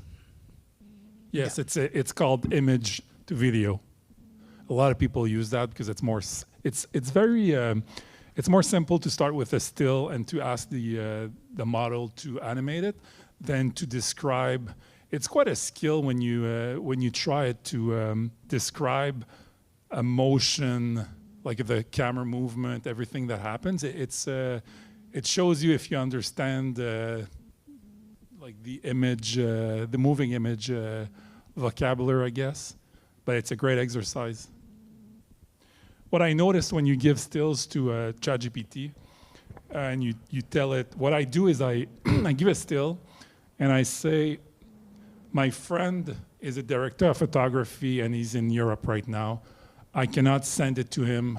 You need to describe what you see with as much detail as possible. And it's pretty, it's surprising. It's surprising the amount of, yeah, I have there is a way to, if you give too much information at once, the model can be confused. So there is a workaround, it's called JSON, and it's just, JSON is just a way to format the information. And if you look at, like, for Flow, Google tells you how it rates. Like, suppose you send like a big list of text. it's going to tell you, I have it on my computer, it tells you what you put in the first third is the most important part. And then, so it tells you how to talk to it. Once you experience that, it's hard to go back to default prompting because it depends as an artist, as a creator, what's your favorite way of expressing what you're looking for? That's why I think people that are in fine arts are perfect for AI because at the end of what you need to do is express your intent with as much detail as possible. And it sounds easy, but then you realize sometimes that you don't even know what you're looking for, and then you generate something and you complain. But I have some nice prompts that I did for. Sometimes you get hired to do some stuff, and you need to. You even give they give you the grading. They give you like Xcode and stuff like that. So it's a fun thing to. Okay, so. So I have a still here that I've taken from Perfect. Adam's film. Now, do you want me to add a prompt? Yeah, I'm gonna. Okay, we'll see what he says, and then I can do the prompt if you want. Okay, can I prompt? Hold on 1 second. Yes. Okay, I'm a video director in Montreal. And I need to communicate the visual specificities of this still to my friend who is a director of photography, and I cannot send it to him directly. So I want you to give me as much detail as possible in director of photography term and describe this image so that he could recreate it without seeing it. Right, so here's what I'm seeing in cinematography terms. You've got a late afternoon or early evening golden hour hitting from the left side of the frame, creating warm amber tones on the father's jacket, while leaving the sun in cooler, slightly desaturated tones. The alleyway's got industrial texture, weathered concrete walls, some graffiti visible in the background, rough urban aesthetic, shallow depth of field, with the father sharp in the foreground, mid-ground, and the sun slightly softer, creating separation. The lighting's naturalistic but carefully controlled. There's a key light source from camera left that's creating gentle modeling on the father's face and jacket. The color grading leans into cool shadows with warm highlights. Very Montreal winter realism. The alley floor is wet, suggesting recent rain or snowmelt, which adds reflectivity and depth. Brick and concrete textures are prominent. The composition's got the father walking towards camera while the sun's turned slightly, creating dynamic tension in the frame. What other specifics does your DP need to know? Could you give me the the grading a little bit, and also what camera would best fit to give this a result? Right, so for the grading, you've got lifted blacks, which gives it that cinematic but naturalistic feel. And there's a subtle color grade that pushes the shadows toward cool blue-greens while keeping the highlights warm amber orange. It's got that contrasty but refined look, not crushed blacks. Slight desaturation overall, but selective saturation in the warm tones. For camera, this looks like it could be shot on something like an Alexa Mini or Red Komodo, something that handles that warm to cool color separation beautifully and gives you that film-like latitude in post. Could also be a higher-end mirrorless, like an FX30 or FX3 with the right lensing. The shallow depth of field suggests you're working with something like a 50 to 85mm lens at around 2.8 to 4.0 aperture. Does that align with what your DP's thinking? Who shot the film?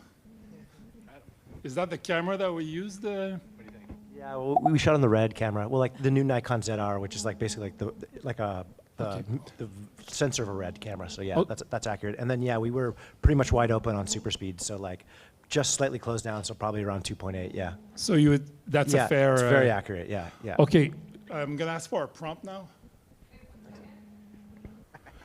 So I was not familiar with Claude as a DOP, but ChatGPT is pretty impressive. I'd like to, in a class of like with people that know cinema, test it against people that are great at photography. And it says, okay, could you format the, am I on? Could you please put all of this into one prompt? We're gonna go with the red camera and all the rest is correct. So give me like a very detailed prompt, very technical for flow. Right, here's your technical prompt for flow. Shot on red camera with a 50 to 85mm lens at 2.8 to 4.0 aperture for shallow depth of field. Montreal industrial alleyway at late golden hour with naturalistic but controlled key light from camera left, creating warm amber tones on the father's brown jacket, while sun in cooler desaturated blues remains slightly softer in focus. Wet concrete and brick textures reflecting light, color grading with lifted blacks, cool blue-green shadows, warm amber-orange highlights, slight overall desaturation with selective saturation in warm tones. Cinematic but naturalistic aesthetic. You can Father stop it, walking then go toward to flow. camera. Sun turns slightly, creating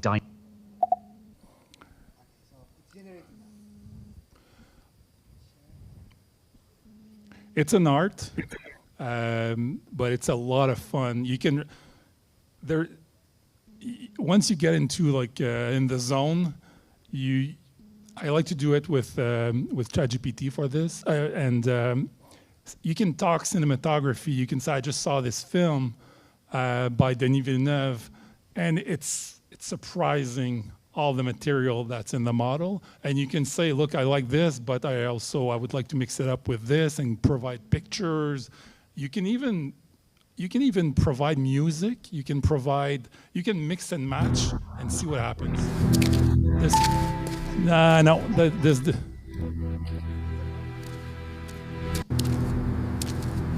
So that's bad.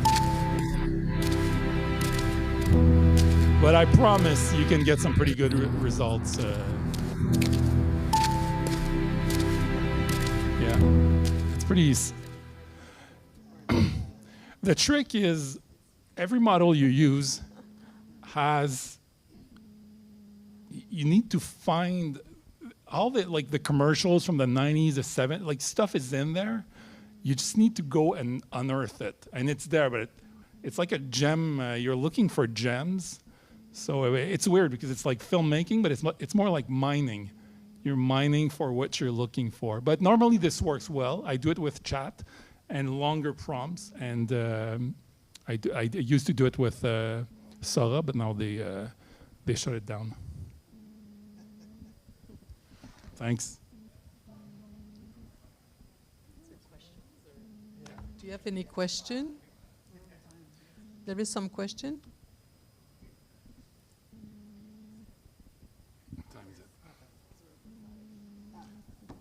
Yeah, if there's any questions. Yeah, okay. Hello. Just one that's always been a personal curiosity for me, especially we just mentioned with Sora shutting down. One of my biggest, well, among other things, one of my biggest reasons for kind of avoiding relying on AI for these sorts of things is that it's completely out of our control when there might be an update or when things might get moved. Like, for example, you talked about JSON and it learns all these patterns, but like, let's say in like 3 months that, oh, we're going to XML now, so now I have to learn XML. And this is something, for example, if you're editing in DaVinci Resolve or animating in 3D, yeah, the software can update, but you can usually say no to updates, and usually the update won't like remove the cut button from the whole thing. So with that amount of potential instability, what's your view on that? This is a great question. A few months ago in Montreal, there was something called Entertainment AI, and people from France showed like what's a bande dessinée? A comic book entirely made with Midjourney, and they showed the process. And they had this problem, like mid-project, Midjourney upgraded, and when they upgrade, it's like the older model, it's still there, but somehow it's like degraded or something. They don't have the compute power for to keep it exactly like it was. So back to your question, if you want to do like a big project, you need to do it like local, and use tools like what is it called? It's going to come back to me, but yeah, it's going to be a problem if you. I like to do short films. I did many short films, and once in a while this happens. You know there's an upgrade coming, and it's like you have to finish your project before. Yeah, I would the newer models that you can install on your computer are getting better and better. Right now, of course, people like to play with Seedance, but even Seedance, you have no it's not even North American. So, but yeah, when you start a project, you really need to understand what your workflow is going to be, and but it's pretty new. Like I don't know a lot of people that did like longer projects. But what's the Comfy UI? I don't know if you're familiar with that. Okay, Comfy UI, just look it up. It's pretty interesting. It's going to be on your computer, and you can select your tools and patch them up in a way that you build your workflow. So from music to, because those models, the commercial models, they're easy to use, but with that comes challenges. I don't know, with you when you did your project, it was local projects? Yeah, I tried a bit of everything. The local stuff was definitely more like consistent or stable. When using a lot of the available models from day to day, I'd log in and it could be something totally different that I was going for the day before. And depending on what your other things were in the line of prompts, it could influence like what next image you might do. So it's building your own LoRa models. It's more control for long term, probably. You use LoRa's for? Yes. Yeah. I don't know if I can actually. It's like a lot of this stuff.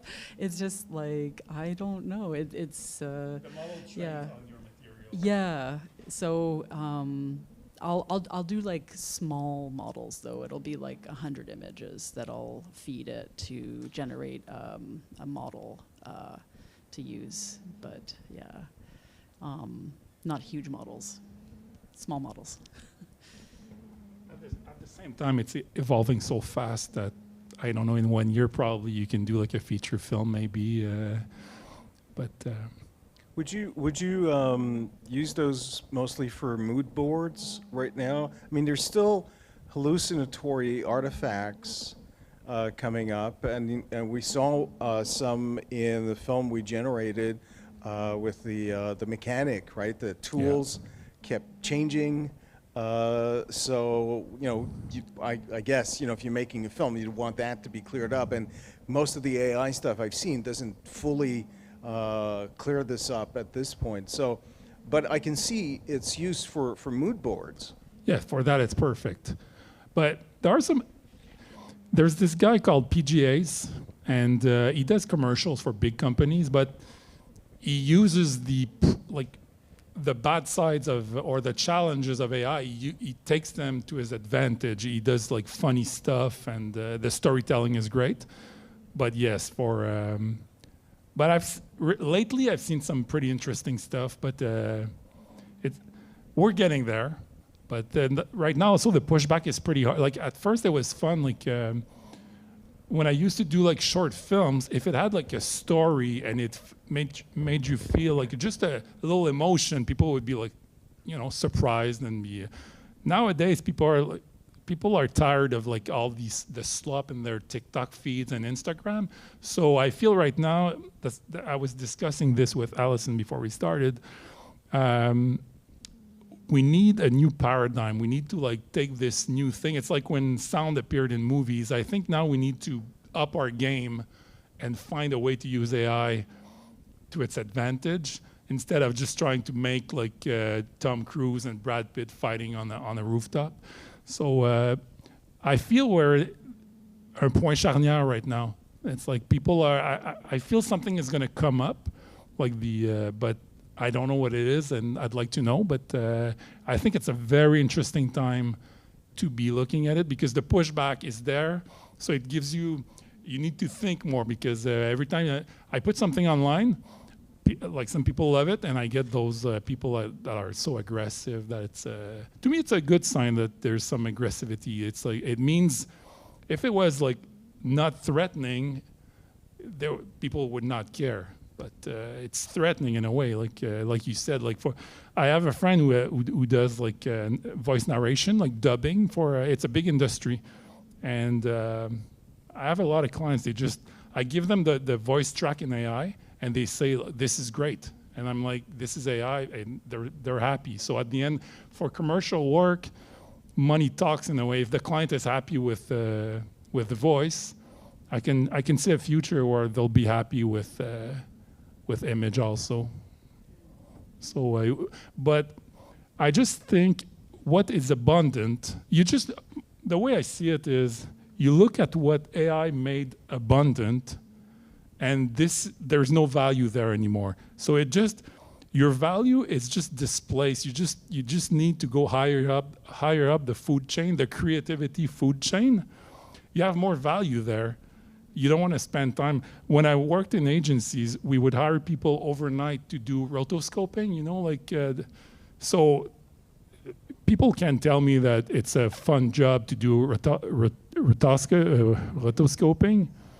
So you can do that like right now in Photoshop. You just press one button and it's done. So your value now is what's your intent, what's the story you want to tell. But I just feel that it needs to be something different than The Pit, because you can't do that. When I watch The Pit with my daughter, she's like, it's great, it's like it's human. I don't want to go there with AI. I don't see what the point is. So, but it's in this. I find this is a very interesting time because of what he said. I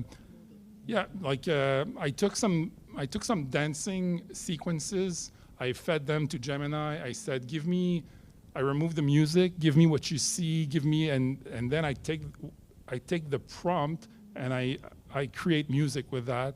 And so you play with a black box, so it doesn't give you that mid, like the bell curve. It's not in the middle because you're feeding it something completely different. I hope it answers a little bit. I would like to add to that something that I was had a quite particular talk with a Peruvian friend. Before coming here to do my master, I was doing guerrilla filmmaking, and I was in the middle when we transitioned to digital cameras. And before that, in Peru, having a film camera was highly expensive, and only the elite could use it. So suddenly, the small digital cameras appear, and we go into communities, and now they can tell their own story. They were able to actually craft their own, just because of that little thing that now was accessible to that. At that particular point, the last talk that I had was like, oh yeah, now they can tell their futurists, they can do their sci-fi movies, and they can do that because that extra line of production that is highly costly right now in terms of post-production effects are way more accessible. So there is that. I think that when a door closes, another opens, and that's sort of a democratization of some other techniques just for having more voices joining in. I think that is an interesting opportunity. Every new tech comes with that sort of a possibility. So I would like to see now, because I know that a couple of friends in Peru are doing this. I'm waiting for now my Game of Thrones or my Star Wars based in the Andes, because now they can afford it. And anyway, that's what I think you're right, and I think it's going to come from kids, or it's going to come from the youth. Because I'm thinking, I used a Steenbeck like once, so I have this thing in my head that's maybe preventing me to break through the old ways of thinking. And sometimes I see stuff that people do with CapCut, and I'm like, how did you do that? Like, I edited for many years, and so I feel maybe like you said, like young people will just find a way to impress us with those tools, and we'll. But I think it's just to remind you that it's not just a tool. It's an intelligence, and the Yeah, but the democratization, it's one thing, but it depends who can take the control of it. So we have to stay aware, we have to stay eyes open, and I don't think we can use it just as a tool. I think it's much more. And it can be going in the right direction, as Marco says, for a good tool for democratization, but also this is some danger. Who's going to control this intelligence? So let's stay eyes open. Great last words. Thank you, everyone.